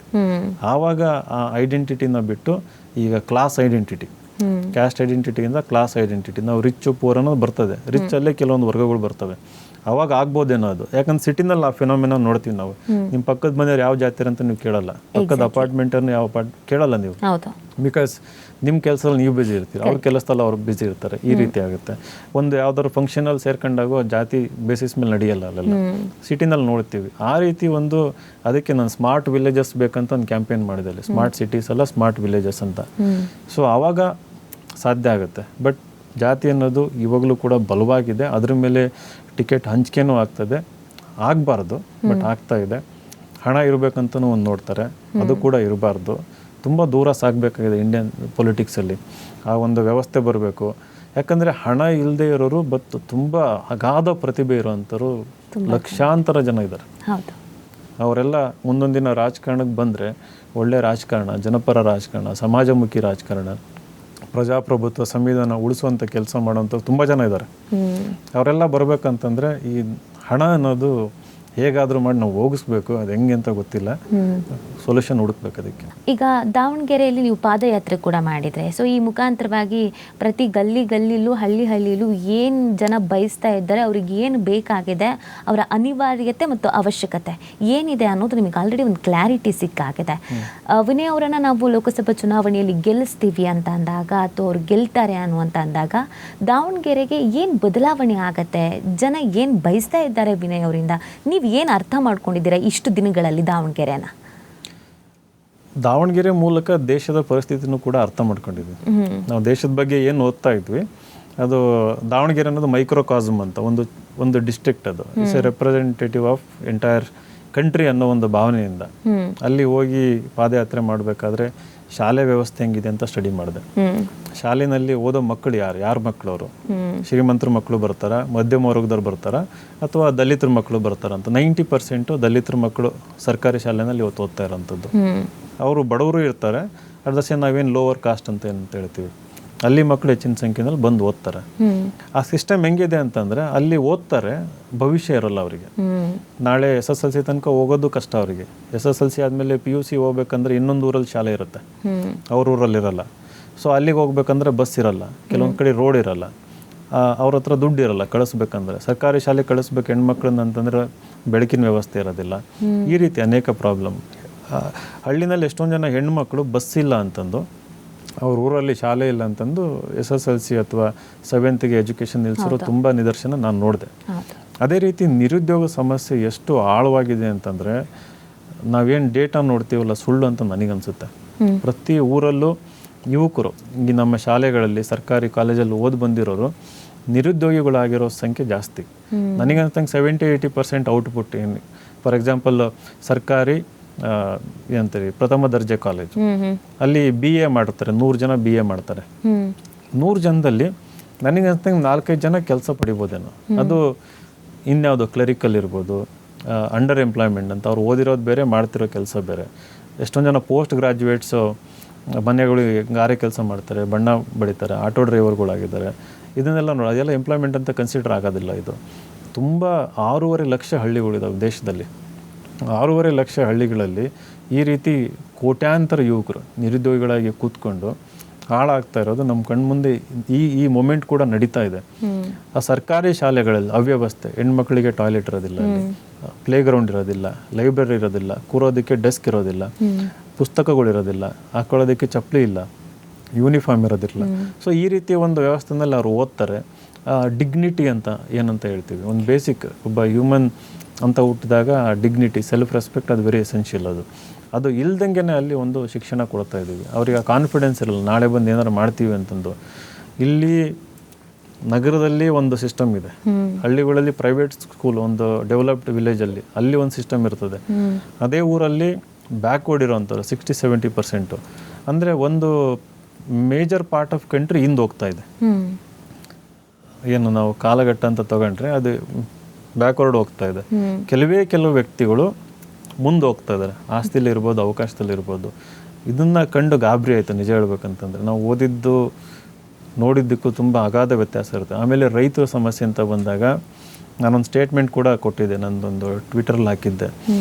The most alienated discriminated community in India ಅಂತಂದು, ಹ್ಯುಮಿಲಿಯೇಟೆಡ್ ಅಂತ, ಅಂದರೆ ಅವಮಾನಕ್ಕೆ ಒಳಗಾಗಿರೋಂಥವ್ರು, ಶೋಷಣೆಗೆ ಒಳಗಾಗಿರೋಂಥ ದೊಡ್ಡ ಕಮ್ಯುನಿಟಿ ಏನಾರು ಇತ್ತು ಅಂತಂದರೆ ರೈತ. ಅವ್ರಿಗೆ ವಾಯ್ಸ್ ಧ್ವನಿನೇ ಇಲ್ಲ. ಅವರಿಗೆ ಅವ್ರ ಕಷ್ಟ ಇಲ್ಲಾದರೂ ಹೇಳ್ಕೋಬೇಕು, ಎಲ್ಲಿ ಹೇಳ್ಕೊತಾರೆ? ಇಲ್ಲೆಲ್ಲೋ ಫ್ರೀಡಮ್ ಪಾರ್ಕಲ್ಲಿ ಬಂದು ಪ್ರೊಟೆಸ್ಟ್ ಮಾಡಬೇಕು, ಒಂದಿನ ಪಾಪ ಅಲ್ಲಿ ದುಡ್ಡು ಕಲೆಕ್ಟ್ ಮಾಡ್ಕೊಂಬಂದು ಪ್ರೊಟೆಸ್ಟ್ ಮಾಡ್ತಾರೆ, ಯಾರು ಮಾತು ಕೇಳಲ್ಲ. ಡೆಲ್ಲಿಗೆ ಹೋಗಿ ಪ್ರೊಟೆಸ್ಟ್ ಮಾಡ್ತೀನಿ ಅಂತಂದರೆ ಇಂಡಿಯಾ ಚೈನಾ ಬಾರ್ಡ್ರಿಗಿಂತ ಕಷ್ಟಕರವಾಗಿರುವಂಥ ಒಂದು ಬಾರ್ಡರ್ ಸಿಚುವೇಶನ್ ಹಾಕಿ ಇದು ಮಾಡ್ತಾರೆ, ಅಲ್ಲೂ ಕೂಡ ಇಲ್ಲ. ಅಂದರೆ ಲಿಟ್ರರಿ ಹೆಲ್ಪ್ಲೆಸ್ ಕಮ್ಯುನಿಟಿ ಅದು ರೈತರು ಅನ್ನೋದು. ನೀರಿಲ್ಲ ಅಂತಂದ್ರೆ ನೀರು ಎಲ್ಲಿಂದ ಅವರು ಭಗೀರಥನ ಥರ ತೋಡ್ಕೊಂಬರಕ್ಕಾಗತ್ತಾ? ಇಲ್ಲ. ರೆಪ್ರೆಸೆಂಟೇಟಿವ್ಸ್ ಕೂಡ ಹೆಲ್ಪ್ಲೆಸ್ ಆಗಿಬಿಟ್ಟಿದ್ದಾರೆ. ಸೊ ಈ ರೀತಿ ಒಂದು ವ್ಯವಸ್ಥೆ ಗ್ರಾಮೀಣ ಭಾಗದಲ್ಲಿ ನೋಡಿದಾಗ ನಾವು ಸುಮ್ಮನೆ ಬರಿತೀವಿ, ಅದು ಜೀವ, ಆತ್ಮ, ಜೀವಾಳ, ಅದು ಇದು ಅಂತಂದು. ಅದು ಬತ್ತು ಹೋಗ್ತಾ ಇದೆ, ಒಣಗೋಗ್ತಾ ಇದೆ, ಹಾಳಾಗ್ತಾ ಇದೆ. ನಾವು ಬೇಗ ಅಲ್ಲಿ ಏನಾದರೂ ಒಂದು ವ್ಯವಸ್ಥೆ ತರಲಿಲ್ಲ ಅಂತಂದರೆ ನಾವು ಇಡೀ ದೇಶ ಬ್ಯಾಕ್ವರ್ಡ್ ಆಗೋದು ತುಂಬ ದಿನ ಇಲ್ಲ ಅಂತ ನನ್ನ ಅನಿಸಿಕೆ. ಓಕೆ, ನಿಮ್ಮದೇ ಪಕ್ಷದ ಹೋರಾಟ ಅನುದಾನ ವಿಚಾರದಲ್ಲಿ ನಮಗೆ ಅನ್ಯಾಯ ಆಗ್ತಾ ಇದೆ, ಕೇಂದ್ರ ಸರ್ಕಾರ ಅನ್ಯಾಯವನ್ನು ಮಾಡ್ತಾ ಇದೆ ಅಂತ ಪ್ರತಿ ಬಾರಿಯೂ ಪ್ರತಿಯೊಬ್ಬರು ಹೇಳೋದು, ನಮ್ಮ ಸಂಸದರುಗಳು ಯಾರೂ ಮಾತಾಡ್ತಾ ಇಲ್ಲ, ಧ್ವನಿ ಎತ್ತುತ್ತಾ ಇಲ್ಲ ಅಂತ. ಯೂತ್ಸ್ ಅಂತ ಇದ್ರೂ ಕೂಡ ಕೆಲವೊಂದು ಕಾರಣಗಳಿಗೆ, ಕೇಂದ್ರದಲ್ಲೂ ನಮ್ಮದೇ ಸರ್ಕಾರ ಇದೆ ಅನ್ನುವಂಥ ಕಾರಣಕ್ಕೆ, ಅಥವಾ ತಮ್ಮದೇ ವೈಯಕ್ತಿಕ ಸಮಸ್ಯೆಗಳೇ ಜಾಸ್ತಿ ಇದೆ ಅನ್ನುವಂಥ ಕಾರಣಕ್ಕೆ ಯೂತ್ಸ್ ಆಗಿ ಆಯ್ಕೆಯಾಗಿ ಸಂಸದರಾಗಿ ಹೋದವರು ಕೂಡ ಮಾತಾಡ್ತಾ ಇಲ್ಲ, ಧ್ವನಿ ಎತ್ತುತ್ತಾ ಇಲ್ಲ ಅನ್ನೋದೊಂದು ಬೇಸರ ಈವನ್ ಯೂತ್ಸ್ಗೂ ಕೂಡ ಇದೆ. ಅದರಲ್ಲಿ ಪ್ರಜ್ವಲ್ ಅವರಾಗಿರ್ಬೋದು, ಅಥವಾ ತೇಜಸ್ವಿ ಅವರಾಗಿರ್ಬೋದು, ಪ್ರತಾಪ್ ಸಿಂಹ ಅವರಾಗಿರ್ಬೋದು, ಇವರೆಲ್ಲ ಆಯ್ಕೆ ಆದಾಗ ಒಂದು ಖುಷಿಯೇ, ಯೂತ್ಸ್ ಹೋಗ್ತಿದ್ದಾರಪ್ಪ, ಗಟ್ಟಿ ಧ್ವನಿ ಎತ್ತಿ ಮಾತಾಡ್ತಾರೆ, ಬಿಸಿ ರಕ್ತದವರು ಅಂತ. ಬಟ್ ಅದ್ಯಾವುದು ವರ್ಕೌಟ್ ಆಗಿಲ್ಲ. ಬಿಸಿ ರಕ್ತ ಅಲ್ಲ, ಅವರು ಬಕೆಟ್ ಇಡೋ ಸಂಸ್ಕೃತಿಯಿಂದ ಸಂಸದರಾಗಿರುವಂಥವ್ರು. ಅದ್ಯಾವುದು ವರ್ಕೌಟ್ ಆಗಿಲ್ಲ ಅನ್ನುವಂಥ ಹಿನ್ನೆಲೆಯಲ್ಲಿ ಬೇಸರ ಅನ್ನೋದು ಜನಕ್ಕಿದೆ, ರಾಜ್ಯದ ಜನಕ್ಕೆ ತುಂಬ ಇದೆ. ವಿನಯ್ ಅವರನ್ನು ನಾವು ಸಂಸದರಾಗಿ ನೋಡ್ತೀವಿ, ಸಂಸದರ ಸ್ಥಾನದಲ್ಲಿ ನಿಂತು ನಾವು ನೋಡ್ತೀವಿ ಅಂತ ಅಂದಾಗ, ಇಲ್ಲ, ನಮ್ಮ ರಾಜ್ಯದ ಪರವಾಗಿ ಮಾತಾಡ್ತಾರೆ, ಗಟ್ಟಿ ಧ್ವನಿಯಲ್ಲಿ ಅನುದಾನ ಕೇಳ್ತಾರೆ, ಏನು ಸಮಸ್ಯೆ ಇದೆ ಅನ್ನೋದನ್ನು ಅರ್ಥ ಮಾಡಿಸ್ತಾರೆ, ಅದನ್ನು ನಾವು ನಂಬ್ಕೊಳ್ಬಹುದಾ? 100%. ಯಾಕಂತಂದರೆ ನಾನು ಯಾರನ್ನೂ ಓಲೈಸಕ್ಕೆ ಬಂದಿಲ್ಲ ಇಲ್ಲಿ, ಸ್ವಂತ ಪರಿಶ್ರಮದ ಮೇಲೆ ಬರ್ತಾ ಇರೋದು. ಯಾರ್ದೋ ಬಗ್ಗೆ ಪುಸ್ತಕ ಬರೆದು ಅವ್ರ ಹತ್ರ ಹೋಗಿ ಅದನ್ನು ಪ್ರೆಸೆಂಟಾಗಿ ಕೊಟ್ಟು ಟಿಕೆಟ್ ಬರ್ತಾ ಇಲ್ಲ ನಾನು, ಅಥವಾ ಯಾವುದೋ ವೇವಲ್ಲಿ MP ಆಗಿ ಹೋಗ್ತಾ ಇಲ್ಲ ನಾವು. ಥ್ರೂ ಸ್ಟ್ರಗಲ್ ಆಗಿ ಹೋಗ್ತಾ ಇರೋಂಥದ್ದು. ಅಲ್ಲಿ ಹೋಗ್ತಾ ಇರೋ ರೀಸನ್ನೇ ಅದು, ಸೇವೆ ಮಾಡಬೇಕಂತಂದು. That is a major priority, ಆದ್ಯತೆ ಅಂತ ಹೇಳ್ತಾ ಇರೋದು. ಅಲ್ಲಿ ಹೋದಾಗ ಧೈರ್ಯವಾಗಿ ಮಾತಾಡ್ತೀವಿ. ನಮಗೆ ಏನು ಸೇರಬೇಕು, ನಮ್ಮ ರಾಜ್ಯಕ್ಕಿರ್ಬೋದು, ನಮ್ಮ ಜನಕ್ಕೆ ಅದು ಏನು ಸೇರಬೇಕು, ಕೇವಲ ಹೋರಾಟ ಅಷ್ಟೇ ಅಲ್ಲ, ಅದು ಇಡೀ ದೇಶಕ್ಕೆ ಗೊತ್ತಾಗಬೇಕು. ಅದು ಇನ್ಜಸ್ಟಿಸ್ ಅನ್ನೋದು ಯಾವ ಮಟ್ಟದಲ್ಲಿ ವ್ಯವಸ್ಥಿತವಾಗಿ ನಡೀತಾ ಇದೆ ಅನ್ನೋದು ಗೊತ್ತಾಗಬೇಕು. ಇವತ್ತು ನಮ್ಮ ಸಂಸದರು ಯಾರ್ಯಾರು ಹೋಗಿದ್ದಾರೆ, ಅವರು ಯಾರಿಗೂ ಓಲೈಕೆ ಮಾಡೋದಕ್ಕೆ ಇವತ್ತು ನಮ್ಮ ಜನಗಳು ಕಷ್ಟಪಡ್ತಾ ಇದ್ದಾರೆ. ನಾನು ಆಗಲೇ ಹೇಳಿದೆ ಎಷ್ಟು ಕಷ್ಟ ಇದೆ ಅಂತಂದ್ಬಿಟ್ಟು. ಅದು ಅವರಿಗೆ ಗೊತ್ತಿದ್ರು, ಅವ್ರಿಗೆ ಆತ್ಮಸಾಕ್ಷಿ ಇದೆಯೋ ಇಲ್ಲ ಅಂತ ಗೊತ್ತಿಲ್ಲ ನನಗೆ. ಅದ್ರ ವಿರೋಧವಾಗಿ ನಡ್ಕೊತಿದ್ದಾರೋ ಅಥವಾ ಆತ್ಮಸಾಕ್ಷಿ ಸತ್ತೋಗಿದೆಯೋ ಗೊತ್ತಿಲ್ಲ. ತುಂಬ ಬೇಜಾರಾಗುತ್ತೆ. ಯಾಕೆಂತಂದರೆ ನಿಮ್ಮನ್ನ ಕಳಿಸಿರೋ ಉದ್ದೇಶ ಏನು? ನೀವು ದುಡ್ಡು ಮಾಡೋದಕ್ಕೆ ಕಳಿಸಿದಾರಾ ಅಥವಾ ದೇಶದಲ್ಲಿ ಹೆಸರು ಮಾಡೋದಕ್ಕೆ ಕಳಿಸಿದಾರಾ? ಇಲ್ಲ, ಅಭಿವೃದ್ಧಿ ತನ್ನಿ ಜನಕ್ಕೆ ಅಂತಂದ್ಬಿಟ್ಟು. ಇವತ್ತು ನಮ್ಮ ಮೋಸ ನಡೀತಾ ಇದೆ ವ್ಯವಸ್ಥಿತವಾಗಿ. ಇವತ್ತು ಒಂದು ಪಕ್ಷದ ಸಿದ್ಧಾಂತದ ಹೆಸರಿನಲ್ಲಿ, ನಮ್ಮ ಪಕ್ಷದ ಸಿದ್ಧಾಂತ ಫಾಲೋ ಮಾಡದೇ ಇರೋರು ಇಲ್ಲಿದ್ದಾರೆ ಅಂತಂದ್ಬಿಟ್ಟು ಒಂದು ಡಿಸ್ಕ್ರಿಮಿನೇಷನ್ ಮಾಡೋದೇನಿದೆಯಲ್ಲ. ಒಂದು ಕಾಲದಲ್ಲಿ ಏನು ಸ್ಲೇವರಿ, ಅಪಾರ್ಥೈಡ್ ಅಂತ ಒಂದು ಸಿಸ್ಟಮ್ ಇತ್ತು, ಅಮೇರಿಕಾದಲ್ಲಿತ್ತು, ಆಫ್ರಿಕಾದಲ್ಲಿತ್ತು. ಆ ಒಂದು ಸಿಸ್ಟಮ್ ಓಪನ್ ಆಗಿ ಡಿಸ್ಕ್ರಿಮಿನೇಷನ್ ಮಾಡ್ತಾ ಇರೋಂಥದ್ದು, ಒಂದು ಎಂಟೈರ್ ರಾಜ್ಯದ ಜನಗಳನ್ನು ಹಿಂದಕ್ಕೆ ತಳ್ತಾ ಇರೋಂಥ ವ್ಯವಸ್ಥಿತವಾಗಿ ಏನು ನಡೀತಾ ಇದೆಯಲ್ಲ, ಇದ್ರ ವಿರುದ್ಧ ನಾವು ಡೆಲ್ಲಿಗೆ ಹೋಗಿ ಸಾಮಾನ್ಯ ಮುಖ್ಯಮಂತ್ರಿಗಳ ನೇತೃತ್ವದಲ್ಲಿ, DK ಶಿವಕುಮಾರ್ ಸಾಹೇಬ್ರ ನೇತೃತ್ವದಲ್ಲಿ ಒಂದು ದೊಡ್ಡ ಹೋರಾಟ ಮಾಡಿದ್ವಿ. ಅದು ನಿರಂತರವಾಗಿರಬೇಕು. ಇವತ್ತು ಪ್ರಜಾಪ್ರಭುತ್ವ ಉಳಿಬೇಕು ಅಂತಂದರೆ ಪಾರ್ಲಿಮೆಂಟಲ್ಲಿ ಹೆಚ್ಚಿನ ಸಂಖ್ಯೆಯಲ್ಲಿ ಯಾರಿಗೆ ಇದ್ರ ಬಗ್ಗೆ ಅವೇರ್ನೆಸ್ ಇದೆ, ಪ್ರಜ್ಞೆ ಇದೆ, ಯಾರಿಗೆ ಇದ್ರ ಬಗ್ಗೆ ಧೈರ್ಯ ಇದೆ, ಅಂಥವ್ರು ಅಲ್ಲೋಗಿ ಇದ್ರ ಬಗ್ಗೆ ಧ್ವನಿ ಎತ್ತದಷ್ಟೇ ಅಲ್ಲ, ಇದು ಇಡೀ ದೇಶಕ್ಕೆ ಅಷ್ಟೇ ಅಲ್ಲ, ಇಡೀ ಪ್ರಪಂಚಕ್ಕೆ ಇದ್ರ ಬಗ್ಗೆ ಒಂದು ಅರಿವು ಹೋಗ್ಬೇಕು. ಯಾಕಂದರೆ ಭಾರತ ಪ್ರಜಾಪ್ರಭುತ್ವ ವಿಶ್ವಗುರು ಅಂತಂದ್ಬಿಟ್ಟು ಅದೇನೇನೋ ಟೈಟಲ್ ಕೊಟ್ಟು ಅಲ್ಲಿ ಒಂದು ಏನೋ ಒಂದು ಪರ್ಸೆಪ್ಷನ್ ಕ್ರಿಯೇಟ್ ಮಾಡ್ತದೆ, ಎಲ್ಲ ಸರಿ ಇದೆ ದೇಶದೊಳಗೆ ಅಂತಂದ್ಬಿಟ್ಟು. ಅದನ್ನು ತೋರಿಸ್ಬೇಕು, ಎಲ್ಲ ಸರಿ ಇಲ್ಲ, ಎಲ್ಲ ಸರಿ ಮಾಡಬೇಕಾಗಿದೆ ಅನ್ನೋದನ್ನು ನಾವು ತೋರಿಸ್ಬೇಕು. ಸಂಸದ MP ಅಂತ ಬಂದಾಗ ವಿನಯ್ ಅವ್ರಿಗೆ ಏನನ್ಸುತ್ತೆ, ಅಂದರೆ ಗುಣಲಕ್ಷಣ ಏನಿರಬೇಕು ಸಂಸದನಾಗೋದಕ್ಕೆ? ಆ ಗುಣಲಕ್ಷಣಗಳಲ್ಲಿ ಯಾವುದೆಲ್ಲ ವಿನಯ್ ಅವ್ರ ಹತ್ರ ಇದೆ ಅಂತ? ಮೊದಲನೇದಾಗಿ ಸಂಸದ ಅಂತ ಅಲ್ಲಿ ಹೋದಾಗ ಯಾವುದೇ ಒಂದು ಇಶ್ಯೂ ಇರ್ಬೋದು, ಅದನ್ನು ಕ್ವಿಕ್ಕಾಗಿ ಗ್ರಹಿಸೋ ಶಕ್ತಿ ಇರಬೇಕು. ಆಮೇಲೆ ಅದಕ್ಕೆ ಒಂದು ಪರಿಹಾರನ ಕಂಡುಹಿಡಿಯುವಷ್ಟು ಸಾಮರ್ಥ್ಯನೂ ಇರಬೇಕು. ಜೊತೆಗೆ ನಾವು ಅಲ್ಲಿ ಹೋಗೋದು ಲಾ ಮೇಕರ್ ಅಂತಂದ್ಬಿಟ್ಟು, ಸಂಸದ ಅಂತ ಹೋದಾಗ ಇಡೀ ದೇಶಕ್ಕೆ ಅನ್ವಯ ಆಗೋ ಥರ ಒಂದು ಲೆಜಿಸ್ಲೇಷನ್, ಅದಕ್ಕೆ ನಾವು ಕಾಂಟ್ರಿಬ್ಯೂಟ್ ಮಾಡ್ತೀವಿ ಅಂತಂದಾಗ ಅದು 142 ಕೋಟಿ ಜನಕ್ಕೂ ಕೂಡ ಅನ್ವಯ ಆಗುತ್ತದು. ಒಂದು ಯಾವುದೋ ಎಜುಕೇಷನ್ ಬಗ್ಗೆ ಒಂದು ಬಿಲ್ ತರಬೇಕಂತಂದರೆ ಅದನ್ನು ಎಂಟೈರ್ ಇಶ್ಯೂನ ಅರ್ಥ ಮಾಡಿಕೊಂಡು ಆ ಬಿಲ್ನ ತರುವಷ್ಟು ಸಾಮರ್ಥ್ಯ ಕೂಡ ಇರಬೇಕು. ಸೊ ಅಂದರೆ ಬೇಸಿಕ್ ಎಜುಕೇಷನ್ ಇರಬೇಕು, ಸಮಾಜ ಸೋಷಿಯಾಲಜಿ ನಾಲೆಜ್ ಇರಬೇಕು, ಪೊಲಿಟಿಕಲ್ ಸೈನ್ಸ್ ನಾಲೆಜ್ ಇರಬೇಕು. ಇದರಲ್ಲಿ ಒಂದು ತಕ್ಕ ಮಟ್ಟಿಗೆ ನಾಲೆಜ್ ಇದೆ ಅಂತ ನನ್ನ ಭಾವನೆ. ಎರಡನೇದು ಆ ಸಂಸ್ಥೆಯ ಏನಂತಾರೆ ಘನತೆ ಎತ್ತಿಡಿಯೋಷ್ಟು ಅವ್ರು ಕೂಡ ವ್ಯಕ್ತಿತ್ವನೂ ಇರಬೇಕು. ಯಾಕಂದರೆ ಇವತ್ತು ಡಿಬೇಟ್ಗಳು ಆಗ್ತಾ ಇಲ್ಲ, ಕೇವಲ ಇನ್ನೊಬ್ಬರನ್ನ ನೆಗೆಟಿವ್ ಆಗಿ ಮಾತಾಡೋ ಅಂಥದ್ದು. ಅಂದರೆ ಪಾಸಿಟಿವಿಟಿ ಇರಬೇಕು, ಪಾಸಿಟಿವ್ ಆಗಿ ಮಾತಾಡೋ ಅಂಥದ್ದು, ಆ ಘನತೆ ಎತ್ತಿಡಿಯೋಷ್ಟು ವ್ಯಕ್ತಿತ್ವ ಇರಬೇಕು. ಅದು ಐ ಥಿಂಕ್ ನನಗಿದೆ ಅಂತಂದು. ಮೂರನೇದಾಗಿ ಸ್ಪಂದಿಸುವ ಶಕ್ತಿ, ಅಂದರೆ ನಾನು ಆಗಲಿ ಹೇಳಿದಂಗೆ ಬ್ರಿಡ್ಜ್ ಅಂತಂದು ಜನಗಳಿಗೆ ಡೆವಲಪ್ಮೆಂಟ್ ತಗೊಂಡೋಗ್ಬೇಕು ಅಟ್ ಎನಿ ಕಾಸ್ಟ್. ನಮ್ಮ ಫಾರ್ ಎಕ್ಸಾಂಪಲ್ ಚನ್ನಗಿರಿ ತಾಲೂಕಲ್ಲಿ ನೀರಿಲ್ಲ ಇವಾಗ, ಅಲ್ಲಿ ನೀರು ಇನ್ನೊಂದು ವರ್ಷ ಇಲ್ಲ ಅಂತಂದರೆ ಅಲ್ಲೇನು ಅಡಿಕೆ ಬೆಳೀತಾರೆ, ಅಲ್ಲೆಲ್ಲ ಅಡಿಕೆ ಬೆಳೆಗಾರರು ಬೀದಿಗೆ ಬರೋ ಒಂದು ಪರಿಸ್ಥಿತಿ ಬರ್ತದೆ. ಆ ಪರಿಸ್ಥಿತಿ ಬಂದಾಗ ಅಲ್ಲಿ ಈಗ ರಿಚ್ ಇದೆ, ಅದು ಬಡತನಕ್ಕೆ ಹೋಗ್ತದೆ. ಅಲ್ಲಿ ನೀರು ತರೋದಕ್ಕೆ ಒಂದು ವ್ಯವಸ್ಥೆ ಮಾಡಬೇಕು. ಅಂದರೆ ಹಠಕ್ಕೆ ಬಿದ್ದು ಶತಾಯಗತ ಅಟ್ ಎನಿ ಕಾಸ್ಟ್ ನಾನು ತಂದೇ ತರ್ತೀನಿ ಅನ್ನೋ ಒಂದು ಮನಸ್ಸಿರಬೇಕು. ಕೇವಲ ಇಲ್ಲಿ ಪ್ರಾಮಿಸ್ ಮಾಡೋದು, ಅಲ್ಲೋಗಿ ಎಲ್ಲ ಕೆಲಸ ಮಾಡ್ತಾ ಇದ್ದೀನಿ ಅಂತ ಪಾಪ ಜನಗಳಿಗೆ ಮಸಿ ಬಳಿಯೋದು, ಆ ರೀತಿ ಇರಬಾರ್ದು. ಅದನ್ನು ವೈಯಕ್ತಿಕವಾಗಿ ತಗೊಂಡು ಕೆಲಸ ಮಾಡಿಸ್ಕೊಂಬರೋಷ್ಟು ಶಕ್ತಿ ಇರಬೇಕು.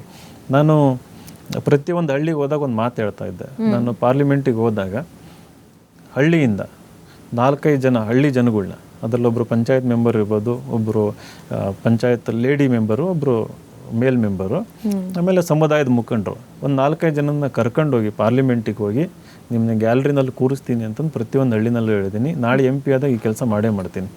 ಯಾಕಂದರೆ ಹಳ್ಳಿ ಜನಗಳು ಡೆಲ್ಲಿಗೆ ಬಂದು ಪಾರ್ಲಿಮೆಂಟ್ ಒಳಗೆ ಹೋಗಿ ಅಲ್ಲಿ ಎಲೈಟೆಷ್ಟು ರಿಚ್ ಪೀಪಲ್ ಕೂರೋದಲ್ಲ, ಅಲ್ಲಿ ನಮ್ಮ ಪಾಸ್ಗಳನ್ನ ದೊಡ್ಡ ದೊಡ್ಡ ಶ್ರೀಮಂತರು ತಗೊಂಡೋಗಿ ಕೂರೋದಲ್ಲ, ಅಲ್ಲಿ ಆ ಜನಗಳು ಬಂದು ನೋಡ್ಬೇಕು ಆ ದೊಡ್ಡ ಸಂಸ್ಥೆನ. ಸೊ ಈ ರೀತಿ ಕೆಲವೊಂದು ಕ್ವಾಲಿಟೀಸ್ ಬೆಳೆಸ್ಕೊಂಡು ಹೋಗ್ತಾ ಇದ್ದೀನಿ.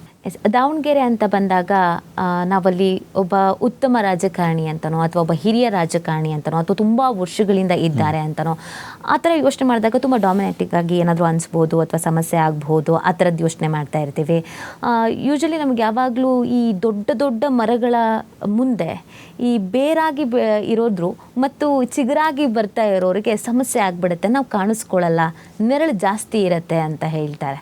ಸೊ ಆ ಥರ ಏನಾದರೂ ಸಮಸ್ಯೆ ಆಗೋದಾಗಿರ್ಬೋದು ಅಥವಾ ಅದೇನಾದ್ರು ನಂಗೆ ಪ್ರಾಬ್ಲಮ್ ಆಗ್ಬೋದು ಅಂತ ಅನಿಸಿದ್ದು, ಆ ಥರ ಏನಾದರೂ ಇದೆಯಾ ನಿಮಗೆ? ತುಂಬ ಜನ ಹೇಳಿದ್ರು ಆ ರೀತಿ ಪ್ರಾಬ್ಲಮ್ ಆಗುತ್ತೆ ದಾವಣಗೆರೆನಲ್ಲಿ, ಸ್ವಲ್ಪ ಹುಷಾರಾಗಿ ಹೋಗಿ ಹಾಗೆ ಹೇಗೆ ಅಂತಂದು.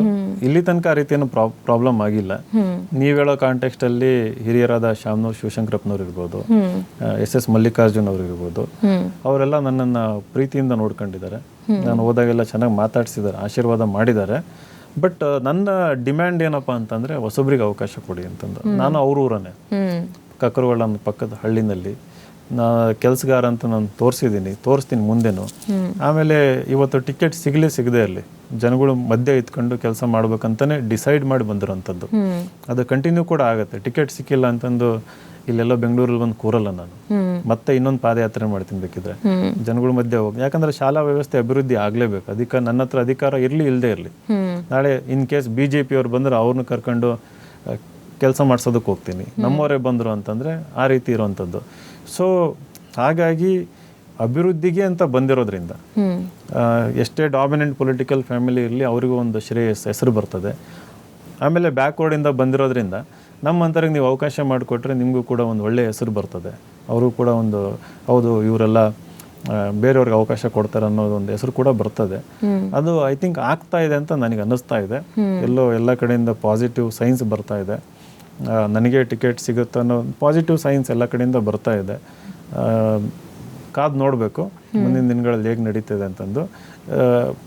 ಜೊತೆಯಾಗಿ ನಡೆದ್ರೆ ಒಂದು ಒಳ್ಳೆಯ ಅಭಿವೃದ್ಧಿ ಸಾಧ್ಯ ಅಂತ ನಂಬಿರೋದು. ಅವರು ಅದನ್ನು ನಂಬಿದಾರೆ ಅಂತ ನಾನು ನಂಬಿದ್ದೀನಿ. ಓಕೆ, ನಮ್ಮಲ್ಲಿ ಒಂದು ಮಾತಿದೆ, ಅಪ್ಪ ನೆಟ್ಟಿದ್ದ ಆಲದ ಮರ ಅಂತ ಹೇಳ್ತೀವಿ ನಾವು ಯೂಶ್ವಲಿ. ನಮ್ಮ ತಂದೆ, ನಮ್ಮ ಅಜ್ಜ ಅಥವಾ ನಮ್ಮ ರಿಲೇಟಿವ್ ಓಟ್ ಹಾಕೊಂಡು ಬಂದಿದ್ವು, ಅಥವಾ ನಮ್ಮ ಅದೊಂದು ಅಭ್ಯಾಸ ಆಗಿಬಿಟ್ಟಿದೆ ನಮಗೆ. ಎಲೆಕ್ಷನ್ ಅಂತ ಬಂದಾಗ ಅಥವಾ ದಾವಣಗೆರೆ ಅಂತ ಬಂದಾಗ ನಾವು ಇವ್ರನ್ನ ನೋಡ್ತೀವಿ ಅಥವಾ ಇವರೇ ಇರ್ತಾರೆ ಅನ್ನೋದೊಂದು ಮನಸ್ಥಿತಿ. ಅದು ಬದಲಾಗಬೇಕು, ಅದನ್ನು ಯೂತ್ಸ್ ಒಪ್ಕೊಳ್ತಾರೆ. ಬಟ್ ಈ ಹಳೆ ತಲೆಗಳು ಅಂತ ನಾವೇನು ಹೇಳ್ತೀವಿ, ಅವರು ಹೌದಾ ಹೊಸಬ್ರ ಏನು ಎತ್ತ ಈ ಥರದ ಯೋಚನೆಗಳನ್ನು ಮಾಡ್ತಾ ಇರ್ತಾರೆ. ಬಟ್ ಆಲ್ರೆಡಿ ಈಗ ಸರ್ವೆಯಲ್ಲೆಲ್ಲ ನಿಮ್ಮ ಹೆಸರೇ ಬಂದಿರುವಂಥ ಹಿನ್ನೆಲೆಯಲ್ಲಿ ಆ ಥರ ಯೋಚನೆ ಮಾಡ್ತಿರುವಂಥ ಜನಕ್ಕೆ ಏನು ಹೇಳ್ತೀರಾ ಅಂತ? ಆ ಥರ ಯೋಚನೆ ಮಾಡ್ತಿರೋರು ಸರ್ಪ್ರೈಸಿಂಗ್ಲಿ ವೆರಿ ಲೆಸ್. ಯಾಕಂದ್ರೆ ಅಲ್ಲಿ 30-40 ವರ್ಷದಿಂದ ರಾಜಕಾರಣ ನೋಡಿರೋದ್ರಿಂದ, ಒಂದೇ ಕುಟುಂಬ ಇರ್ಬೋದು ಅಥವಾ ಒಂದೇ ಫ್ಯಾಮಿಲಿ ಅಂತ ನೋಡ್ಕೊಂಡ್ ಬಂದಿರೋದ್ರಿಂದ, ಮಕ್ಕಳಿಂದ ಹಿಡಿದು 90 ವರ್ಷದ ತನಕ ಯಾರಿದ್ದಾರೆ ಎಲ್ಲರಿಗೂ ಕೂಡ ಹೊಸಬರು ಬೇಕನ್ನೋದು ಒಂದು ಗಟ್ಟಿ ಕೂಗು ಆ ಕ್ಷೇತ್ರದಲ್ಲಿದೆ. ನೀವು ಯಾವುದಾದ್ರೂ ಊರಿಗೆ ಹೋಗಿ, ನಗರದಲ್ಲಿ ಎಲ್ಲಾದರೂ ಹೋಗಿ, ಆ ಒಂದು ಗಟ್ಟಿ ಕೂಗಿದೆ, ಹೊಸಬ್ರು ಬೇಕು ಅಂತಂದು ಇದೆ. ಹೊಸಬ್ರು ಅಂದ ತಕ್ಷಣ ಅಲ್ಲಿಯವರೇನೆ ಕೆಲಸ ಮಾಡೋವಂಥವ್ರು, ಹಾಗೇನು ಸ್ಪಂದಿಸೋ ಅಂಥವ್ರು ಬೇಕು ಅಂತಂದು ಎಲ್ಲರ ಹತ್ರನೂ ಇದೆ. ನಾನು ಆಗಲೇ ಹೇಳ್ದಂಗೆ surprisingly very less number of people ನಮಗೆ ಇವರೇ ಇರಬೇಕು ಅನ್ನೋರು ತುಂಬ ಕಡಿಮೆ ಇದ್ದಾರೆ.